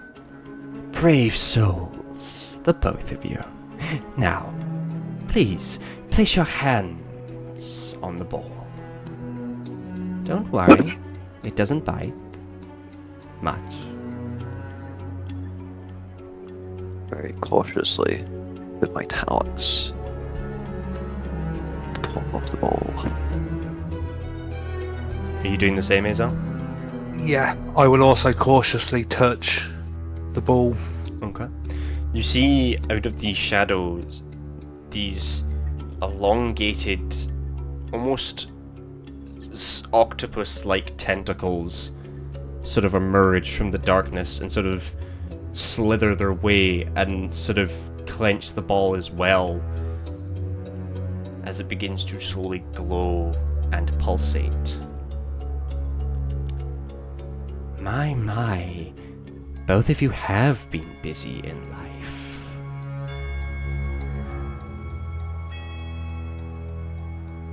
Hugh,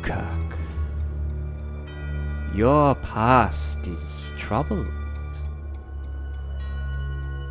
My, abandoned as a child. Shameful.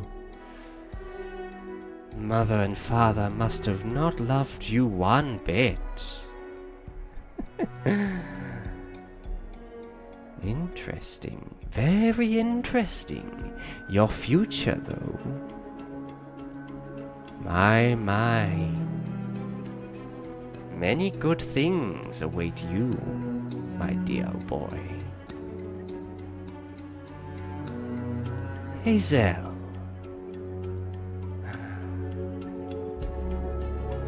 You are much more interesting.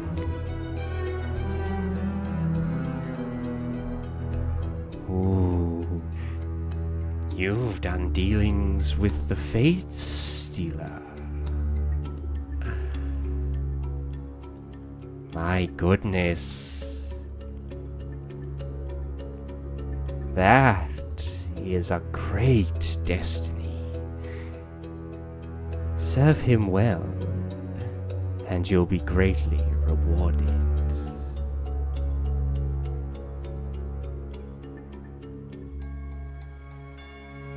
But this is not what you want to know, surely. You want to know what you've got yourselves into. You want to know about the djinn, don't you? Yes. I thought as much.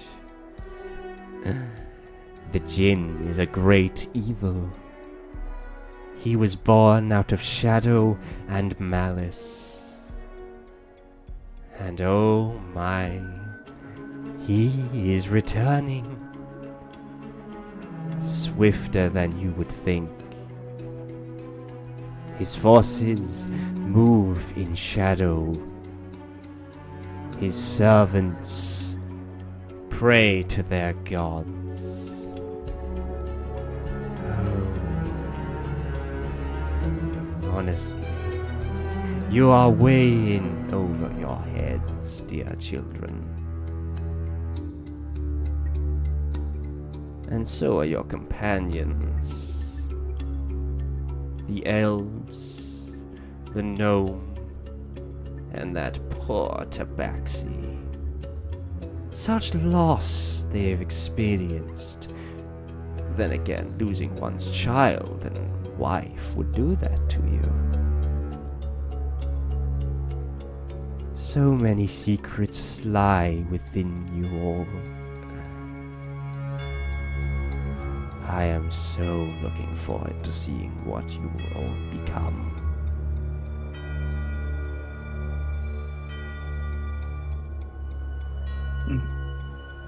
So, tell me, why are you truly here? What is in it for you, this adventure?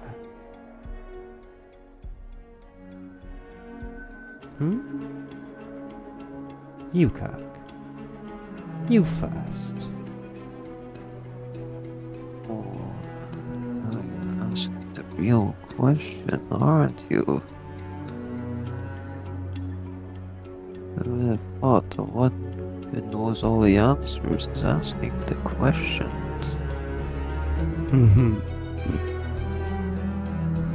Why should I tell you that?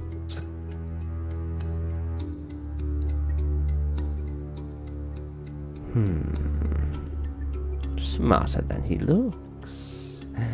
Very well.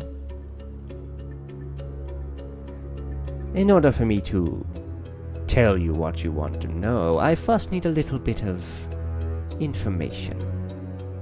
I want to know what makes you tick. What gives you inspiration? What makes you go on, if you will?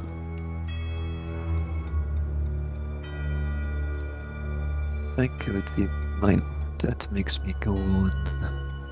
The blood in my veins, the fibers on my body, trying to survive each and every day. And that crystal ball told you what those streets were like for me when I was young.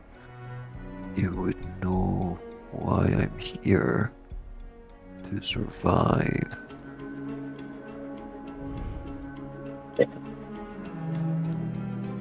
Very good.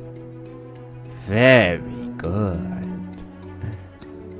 And you, Azel? Why are you here? What is in it for you?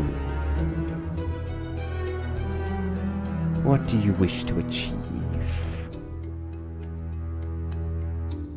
I wish I am nothing but a simple traveller who wishes to become the ultimate warlock. Very good. Very good. Very well. She stares deeper into the ball. It glows much, much brighter this time. Sort of a dark purple. The answers for you, Azel, lie beyond this world. Your fate, and perhaps your answers, lie in the spirit realm, with the very one you've sold your soul to. The face stealer. You know of whom I speak. Your loved ones are there too. As to being the most powerful warlock, well, I can help with that a little bit. Of course, you know of this festival. You know of the hunt the third day. There is a creature in those woods that I require the heart of. During this hunt, find and kill the creature. Bring me its heart, and I shall help you achieve your goal. Do we have an accord? I look her dead in the eyes and nod. Good boy. Yukak. I'm afraid the answers you seek are not as easily given.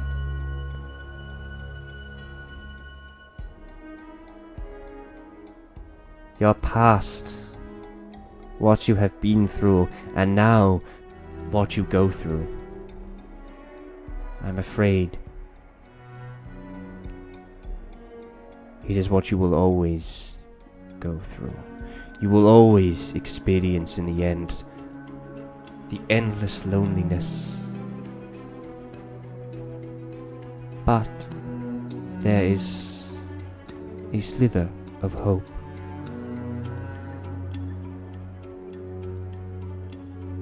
In the Woodland Province, go to Dragon Roost Island. There you might find some part of your past there. More clues to this mystery that you live. That is all I can offer you, young Ada Cochran. I'm sorry. As her I tentacles slither back off the ball. It dies down.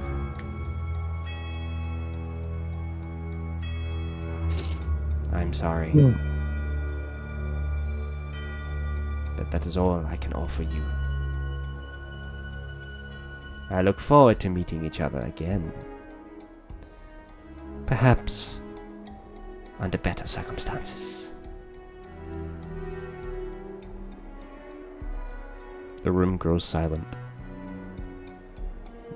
It's just the two of you left in the darkness, alone with your thoughts. And that is where we're going to go to break. So, we will be back in a few minutes. Stick around. Welcome back, everybody. So, Hello, everyone. continuing on. As you, Kirk and Izel, you exit the fortune teller's tent, learning what you have learned and receiving the useful yet cryptic information, you all gather where the small podium in the middle is, where you manage to gather with your companions and friends and allies, and you see this halfling-looking gentleman sort of stand as tall as he can, really, and sort of greetings, everybody. Welcome to the 40th annual Lunar Festival here at Perivolt.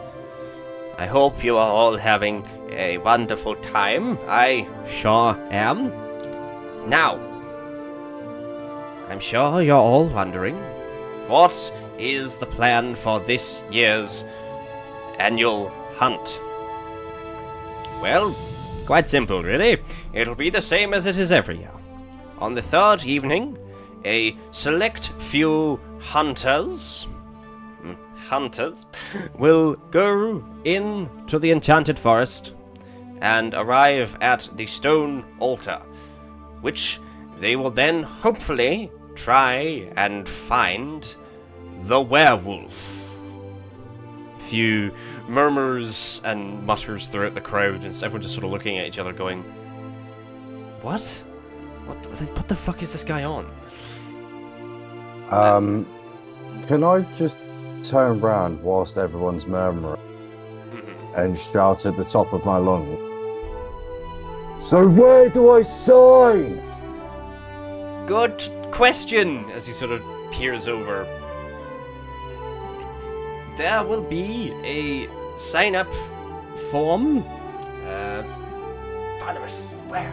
And he just sort of begins the other halfling gentleman sort of starts flicking through notes, floating through some of these folders, and holds up the sheet. Here. As he holds up the sheet, I proceed to make my way through the crowd. Now, sir, just wait. Signing up will begin in just a moment. I appreciate the enthusiasm. Now,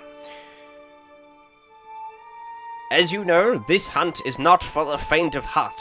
So, only those of you who are skilled with a blade, armed with your finest silver, should hopefully have no problem dealing with this creature. What else? He has not prepared this whatsoever. Can I, raise my hand to try and get his attention? You, sir, the one with your hand raised. Quick question. Sorry. You said a werewolf. You don't actually mean a real werewolf, do you? I do, sir, yes. Okay. What kind of people do you have here? Hunters? Or just normal civilians? Everyone here is trained in the art of a sword. Isn't that right, folks? The odd voice sort of pipes up going, just sort of murmuring, but there's one guy in the background that just goes, yeah! And just holds up a blade. At this point, can I use my spell Misty Step and Misty Step through the crowd right next to Barnabas, who's holding the sign-up sheet, and go and just reappear next to him, turn around to him and go, so can I have the writing instrument and that signing now? Barnabas sort of looks actually kind of taken aback that you've just sort of appeared. He's sort of trying to catch his breath for a second, and he sort of carefully, like shakingly puts down the sheet and like hands a quill, just sort of like. I then proceed to jot down and head back to the group. I continue with my point and saying, alright then, here's a hypothesis. This werewolf is in full health as far as you're aware, correct? Yes. Yes, it is. How much do you know about werewolves? One at a time, one at a time. To the backseat gentleman, you first. How much do you know about the werewolf? We know it is a werewolf. Creature of the night. As to the unfortunate soul that has sadly been cursed with becoming said wolf, we're not entirely sure. Before this werewolf... Oh, sorry. But we know there's been one every year for the past 40. And you successfully hunted the werewolf? Every Yes. year. When was the last time the werewolf ate? Quickly, just not figure say, can I do insight? Yeah, On sure. him going yes. Yeah, sure. 19. 19. Insight plus 5, 19. That's plus 5. So 14 natural plus 5, 19. He's not even trying to hide it. So Okay. that's follow up with the question. So when was the last time it ate? The last time you held the festival? Exactly. The first Oh. time it ate was the last time we would have held this festival. Look, let's not get bogged down on the details. All right? So, Let's how big's everybody this just crowd? it's about Is it easy to walk around to go to the stage? it's about 50 people. Okay, I'm going to like gesture to a Kirk to follow me. Okay. And I walk up to the stage. He's a halfling, right? Yeah, he's a halfling. So he's short. Yeah. I looked instead of normally I have a very calm demeanor that's just like just observing. You see me lean down looking like directly towards him with a very angry face and just go, so you intend on having your people die then, correct? Whilst this is going on, can I do a perception check just to make sure that nobody's moving around him, like moving close towards him? Yeah, go for it, dude. And I also aid him that roll. Yep, so Dakith, go roll with advantage. I'm not just trying to find perception. Mm-hmm. Got it. 16. 16. So you're just trying to look around and see if anyone's Moving towards Taveras. Quick glancing around, there doesn't seem to be anyone. But sort of as Taveras is sort of charging towards, you see Barnabas put his hand on the mayor's shoulder and just sort of, in sort of like this almost ripple of energy, they sort of just vanish from the stage, and some members of the crowd are just like, what the fuck just happened? Some people are just like cheering because they thought it's like part of the act, going, woo, that was amazing, did you guys see that? And the previous gentleman from earlier who held up a sword just goes, yeah.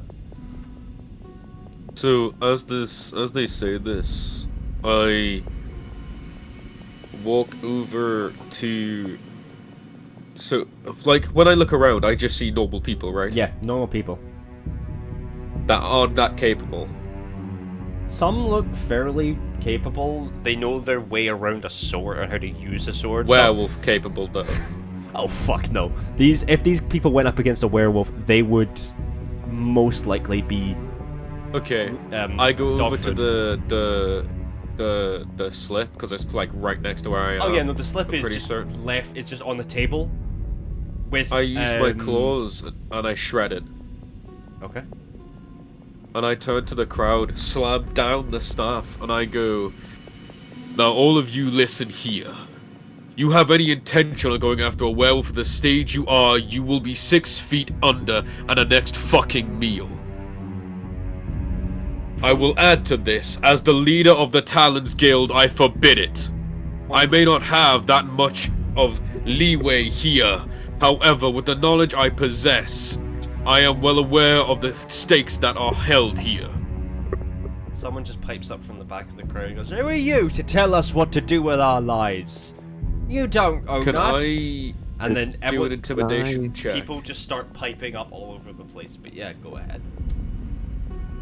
Could I also, during this time, with the fact that I've got wings, kind of like fly up to gain some form of height Yeah. above the stage behind me? Pavros is kind of doing it to be a bit more intimidating, so when Yeah. if he does any form of intimidation, will I give him a bit of a helping hand? Yeah. go Would for it. that then mean Okey-dokey. that I'm the only one with the knowledge after finding the sheet of where this werewolf?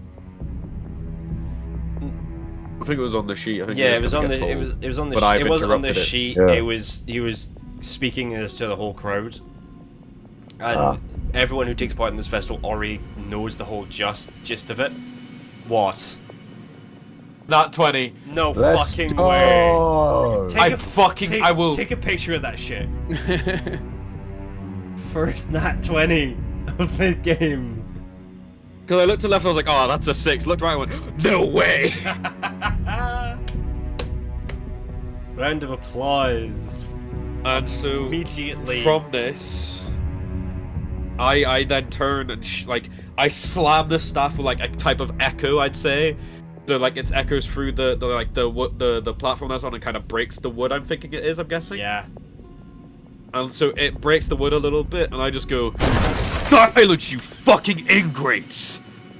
Do you intend on dying this day? At that 2 point, days from now, you're asking to be hunted by a werewolf. You won't be the hunters. You will be the hunted." A silence just falls over this crowd. People begin looking at each other and actually realizing, shit, this guy's got a point. Can I do a stealth check to make my way out of the crowd and just hide in one of the nearby alleyways just in case anybody tries to do anything? Go for it, yeah. See I'm gonna through stop dice. using You've the one betrayed me. D&D Beyond. I'm gonna start using them. Yeah. So yeah, I'll keep it as the 9. You think you are stealthily moving out of the crowd. I would like to join the other two on stage because, Okay. you know, Goliath. Yeah. I also really hope my mic didn't cut out through that. No, it didn't. I don't think it did. Oh no, yeah, we got it all. We got it. It always cuts out and it did. Yes. It's at this point that the crowd is beginning to disperse and going back to their games and what they were doing, their drinks, their food. As you're sort of looking out onto the crowd, you do see this. For a second, you think you catch a glimpse of this hooded figure, almost is the upper half of his face hidden, but he almost has this big grin, and he's sort of smiling, and sort of as somebody passes him, he just vanishes. One moment he's there, the next he is not. Can I do an An Arcana trace left behind? Yeah, go for it. So if I was to be kind of like somewhere in the middle of the crowd, Yeah. That is a obviously, 13. Okay, 1 second. Sorry.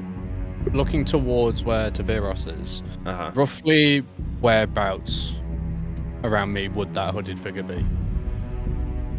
Probably about 4 or 5 feet from you.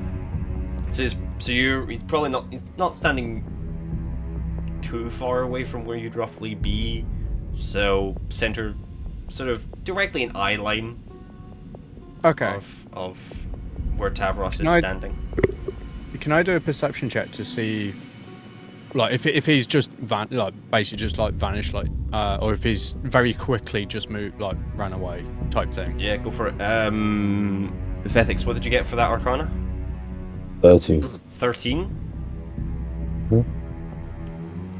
You don't seem to pick up any magical trace of or residue or anything. Can I give the Kath advantage on his roll? Yeah, go for it. I'll just roll it again. Would that work with him being so far away? I mean, Because he wouldn't really know what would be going on. No, but if I'm far away, I would have noticed the hooded figure. yeah, you said Just he was. disappear. Didn't you say you were just still keeping an eye on the crowd and everything, just to make sure? Yeah. Yeah. Yeah. Yeah, that's fine. Okay, FF. Oh, the first roll was a 13 anyway. For 13, is that your Yeah. highest? Yeah, 13 was the highest. Yeah, you've got no idea where this fucker went. Would I have saw anything? Sorry, I was kind of hovering up high and watching over the crowd. You would have seen him. Again, it's almost in an instant. One moment him being there, the next leaving no trace. So it is. Guessing there's no way to roll perception on it. No? I mean, you can certainly try. I will aid as well. I think he's teleported. Yeah, no, I see nothing. What did you get? Like a 6. Oh yeah, no. With the grin, what type was it? Malice kind of grin, or where he knows people are going to die, or was it a kind of grin where he knows someone's going to go wrong and he's going to find it amusing? It was a grin Or is of. it like a good grin? No, it was a grin of. Interesting. Very interesting. Hey, trying to sell the tavern, he could have known. Okay. I could just see the cogs in Harold's head turning. I could just see the cogs in everyone's heads just going. Who the fuck is this bastard? Okay. So. It's not about who he is, but it's about why he's here. So. With that. Is anyone doing anything else for the evening? For us to decide for a personal chat. Are you taking Tavros aside, Ka? Yeah, just so we can have a personal chat away from everyone, away from the crowds, and just have a sort of like conversation about what's happening. What kind of time would this be? It's probably getting quite late in the evening at this point. Yeah, everyone's starting to shut down their stalls and either head to their rooms in the Spire by Fire, or heading to I guess some tents that they would just have set up or I think what I'd be doing is I'd basically just kind of like say to everyone that I'm just going to the tavern and I'm actually going to book a room. Okay. Just be a single room. Yeah, okay. I'm actually going to. Yeah. I'm going to have a look around nearby for a nice big tree. What I'm going to do is I'm going to climb up said tree and take a short rest on the branch. Okay. Because I'm going to stay outside and listen specifically for werewolf howl. Okay. Go ahead then, just very quickly then, while you're doing that, go ahead and make me a nature check, please. Sorry, just like out of character type I'll thing. do Yeah. short rest first. Yeah. Is 10 silver just 1 gold? Yeah. Yeah. Yeah. The only thing that's like 100 is copper to silver. Okay. Vethix, what did you get on that? While he's doing that, 7. what? 7. Okay. What is everyone else doing? I was going to beckon UK and signal that I wanted to have a quick chat with him. Okay. Lanzia, what are you up to? I might also turn in for the night.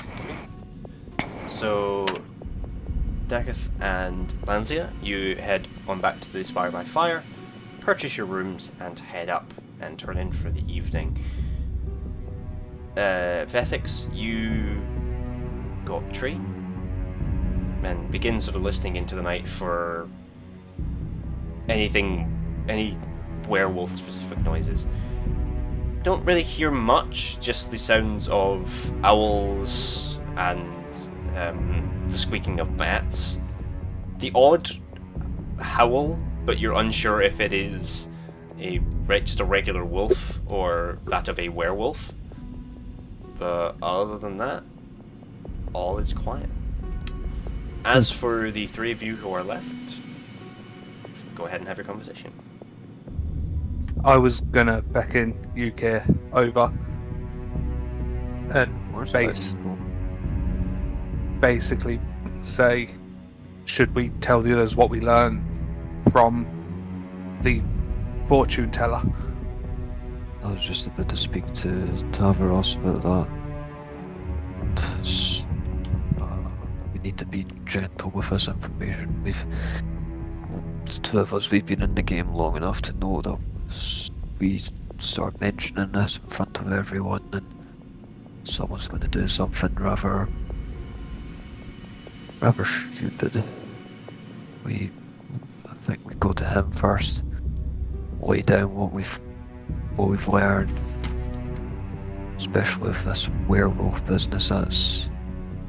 I can only assume that's what it is by the heart that Yeah. fortune teller I was asking about. Well, do you mind if I accompany you to have a chat with him then? Suggesting that that fortune teller was referring to you. To invite you into this conversation, of course, is trying to piece together the pieces here. There's something more than what meets the eye in this. I couldn't agree more. Thinking amulet as well. That must have been the coin. Right. I'm gonna try and get Tavros. Okay.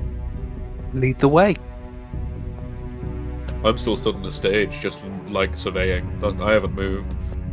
Right. I'm gonna like just keep my head down low, just like try and like in the way that me and Tavros know, try to kind of drag him up. Not like forcefully, just like take him off the stage and be like, Yeah, that's fine. I follow. Tavros, what the squawk is going on here? Going all over the place. We come on a ship, get given a coin, meet the guy we're meant to see, saying that we've got to go back to Oradon, and that's the easiest bit of this. We end up hearing that there's some hunt for a werewolf. Then, from what I'm gathering, this hunt isn't for the werewolf, it's for the townspeople. It's feeding night for the werewolf.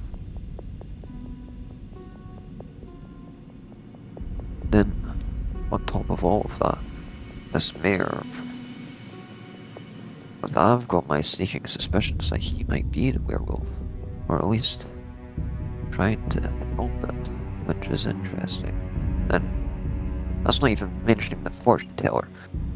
Is help tell him the stuff that we heard from this person. It's insane what they know. This fortune teller, we got in, talked a little bit, and she got us to put our hands on a crystal ball and these tendrils came and touched the ball as well, and she basically told us everything about our past and what our future held for us. I am a warlock. I made a deal with the devil essentially, and she told me that she wants a heart of a creature. I'll be the werewolf. Yeah, for more power for myself. She mentioned your son. So, essentially, to explain, the wife and son situation only Ukirk would know Mm-hmm. because of the past. Yeah. I'll go talk to her alone tomorrow. Don't get yourself in trouble. Take me with you if you need be. She's got something of I'll a... only be asking questions, don't worry. It won't be like just before. I won't have needless death occur when it doesn't have to. However, that hooded figure I don't think is here for the town. I think it's here for us. Yeah, the way he Only a disappeared. theory, The but coin? think about it. The coin could potentially be connected, but he only wanted to buy the tavern, didn't want to buy... Oh shit, I wouldn't know that. He only wanted to buy the tavern. As well as... when he looked at me there. It was straight at me, right, Link? Like direct, like to eye. Okay, well, as far as I could tell. From what you could tell, considering that the top halves of where Yeah, his considering it eyes was and Hogan. nose would be, that was completely covered by his hood. But like his only- general like facial direction wasn't Yeah. looking downwards to the crowd; it was straight to me. It looked straight, and all you could see was just his teeth and his smile, essentially. That smile, you could tell.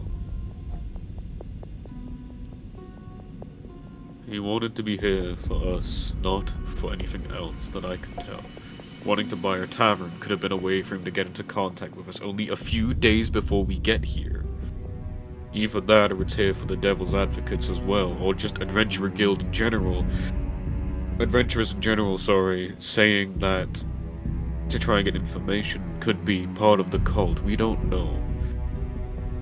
The information I'm using is what I've got, but it's still loose. There's no solid connection that we can derive. It's just hypothetical. On If top there's a of that, I werewolf am in in that agreement forest. of this hunt where you think the mayor is the werewolf. Our next step should be to try and ask the civilians to know how long he's been in power, as well as how long this werewolf hunt has been occurring. And who's his assistant as well?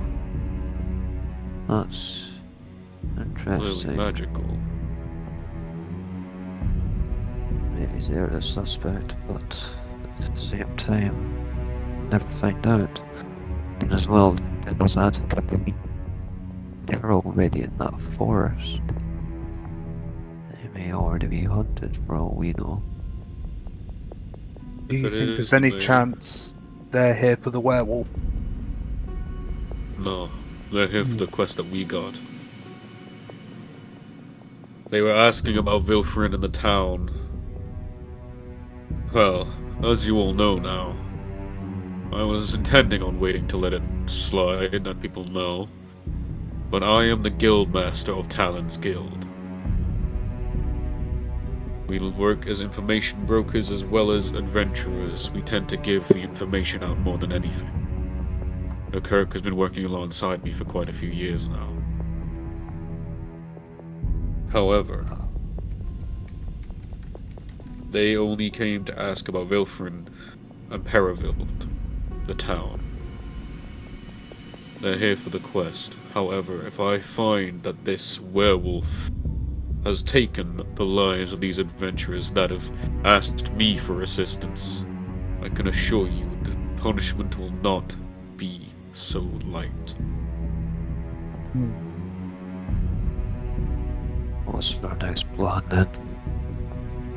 We need to For keep these tonight we tentacles rest. dead.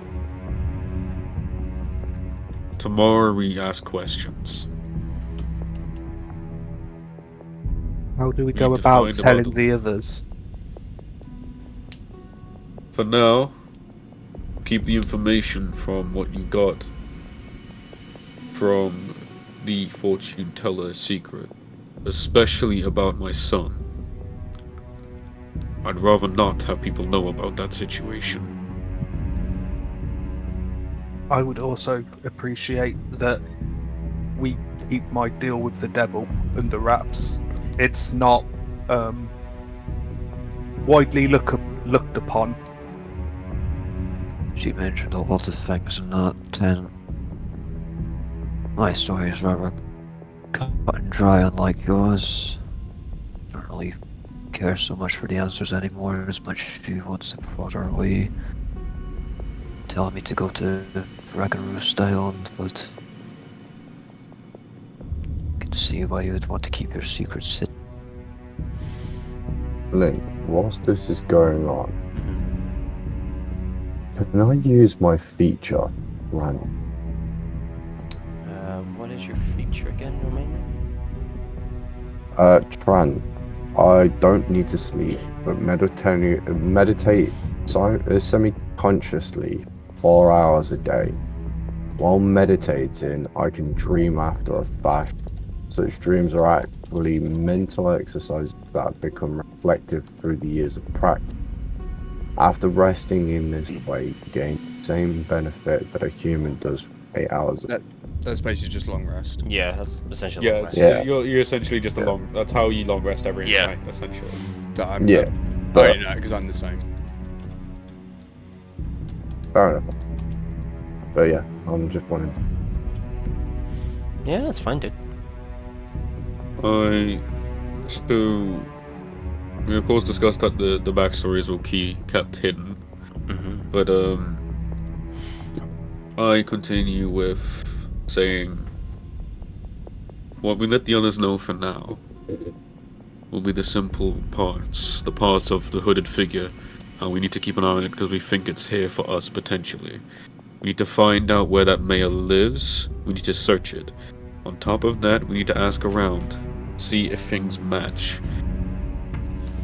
We need questions that will give us specific answers, not wide range, not variables. We need a specific answer to connect dots. This hooded figure we won't figure out here. I doubt it. This hooded figure will be a thing for quite a little bit of time. But I will say, we need to find out about this mayor and see if we can find them as fast as we can before this hunt. Because if he is the werewolf like we think, then we need to take him out before he goes into his wolf form. What, by the way, Link, what time roughly would it have been when I used Fran? You use what, sorry?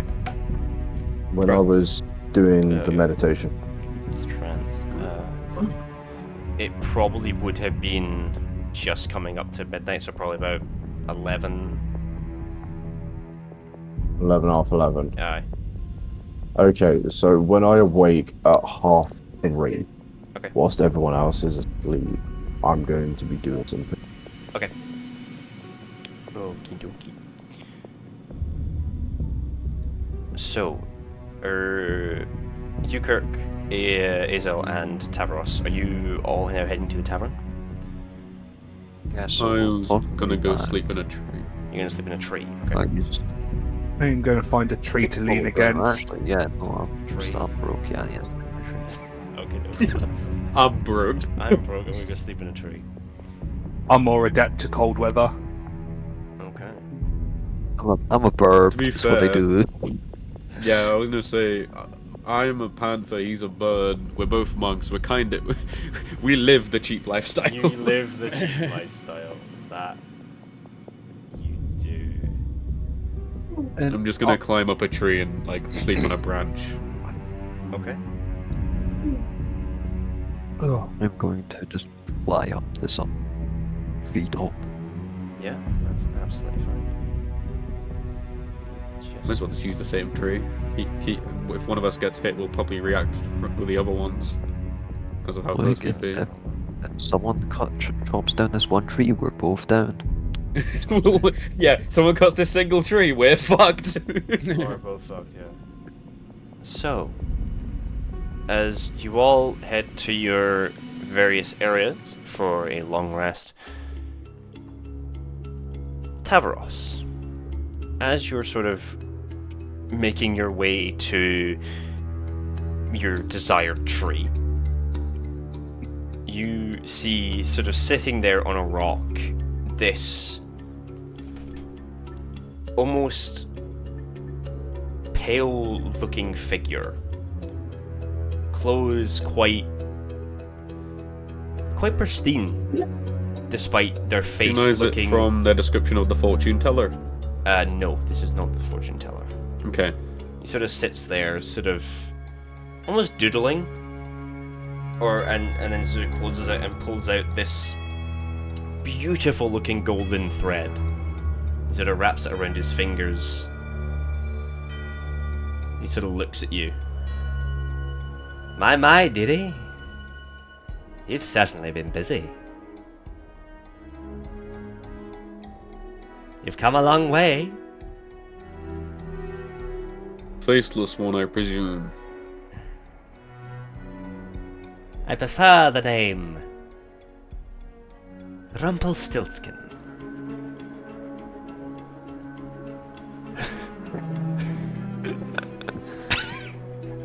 Okay, give me a mo. Let me write this shit down. It's just your camera reaction to that. Because I fucking love Rumpelstiltskin. Doesn't mean enough, but I spell his fucking name. No, hold on. There we go. So I look at him, not with like my normal calmness. There's more of a stern look than anything, because I know that the faceless one isn't like this all great individual or all evil. It's like a bit in between. Yeah. And it's more of a thing of like, I'm intrigued why he's here, but with a bit of concern rather than just pure intrigue. I must say, that was quite the performance. How you made everyone run away. So demanding. So intimidating. I won't let people die for useless reasons.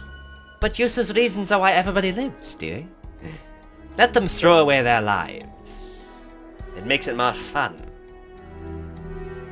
We live for useless reasons, yes, but having a useless death is quite the opposite.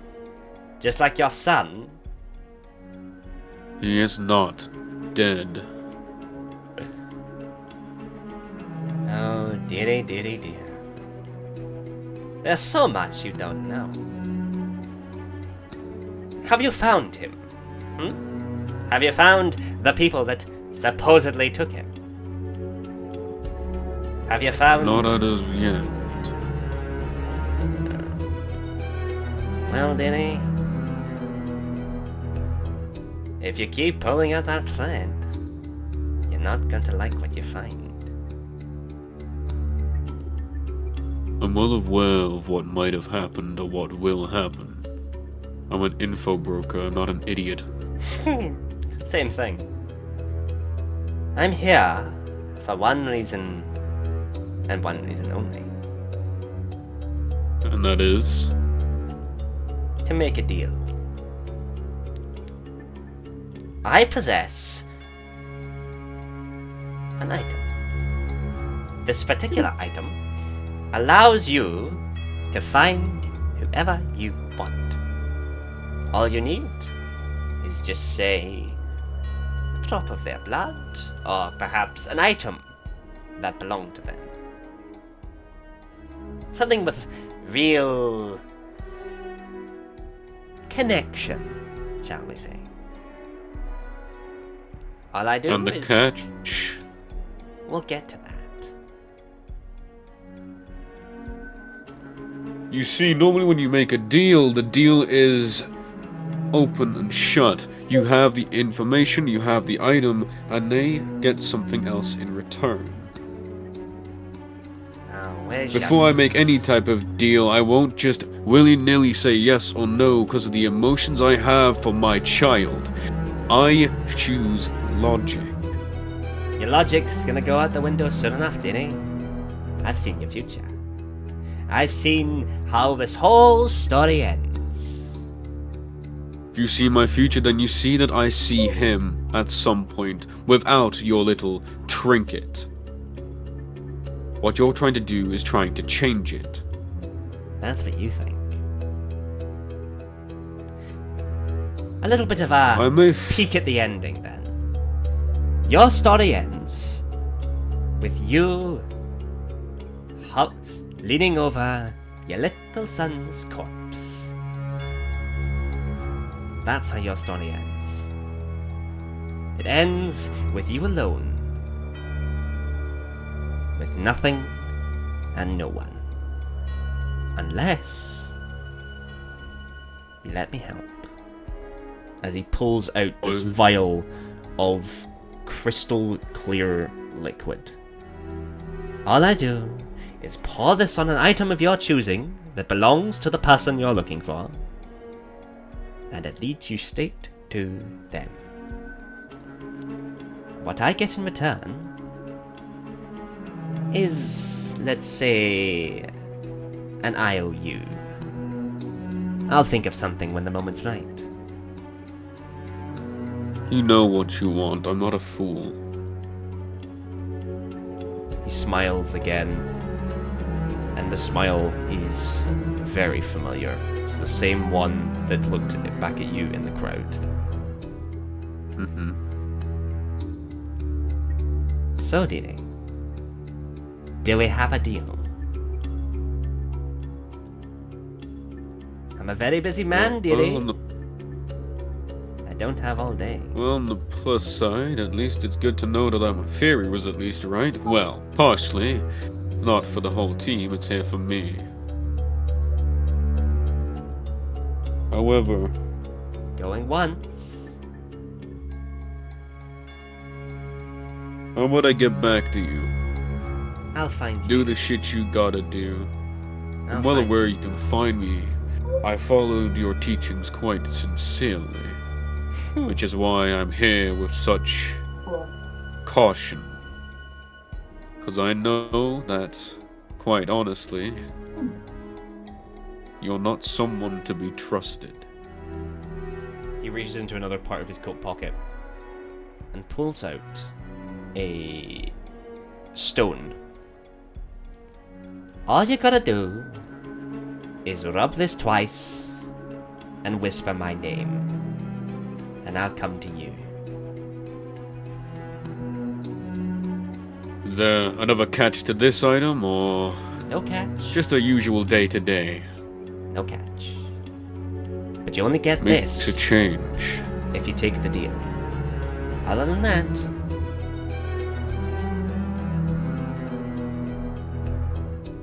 So I only get the stone if I take the deal. What? You get the stone and the vial. Stone for free without without any strings attached. The vial is part of the deal. So I can call upon you later to try and get myself in more debt with you, I'm guessing. Or if you need something. Nothing comes free, I'm well aware. As I like to say, Diddy, all magic comes with a price. And if I take the item and choose not to use it, what about that? That's entirely up to you, Diddy. Still taking the deal with the catch. One more thing, though, if you do decide to take this. This stays between us. No roping in your friends, especially that nosy little bird. You touch him, you get the same fate as you would if you touched my son, do you understand? Your threats mean nothing, Diddy. I'm far more powerful than any foe you faced. Everything has a weakness. Just a matter of getting information. He smiles once again. So, do we have a deal? I already know who I will leave the guild to. My life is forfeit to my son, and so be it. However, before I agree or disagree, I must ask one question. But of course. The deal only affects me, personally, not others, correct? Correct. So no one else will be harmed because of this deal. Only you. My affairs have been settled long before. My son's life is more important than my own. And my brother is well aware that this would be the type of thing I would do. I accept. What I like to hear is he stretches out his hand. It catches this beautiful yet deadly looking bluish fire. And I shake it. Be in touch. And he hands over the vial and the stone. Well, I would say it's a pleasure, but you know fine well that's not the case. See you around, Diddy. And he's Out gone. of character, I'm gonna add something. The locket I have on my neck Yeah. with the image of my son and wife, that works as the thing, right? Yeah, that would work. And with that, passing into the night, you all wake up the following day refreshed and feeling well. And that, ladies and gentlemen, is where we'll end our first session. Thank you all very much for being here and joining us. We hope you had a lot of fun. Thank you once again to Ka, to Crazy, to Goose, to Killswitch, to Die, to Harold, and of course to Pix. I hope you've had such fun. We will be back next Saturday with episode 2. Find out what happens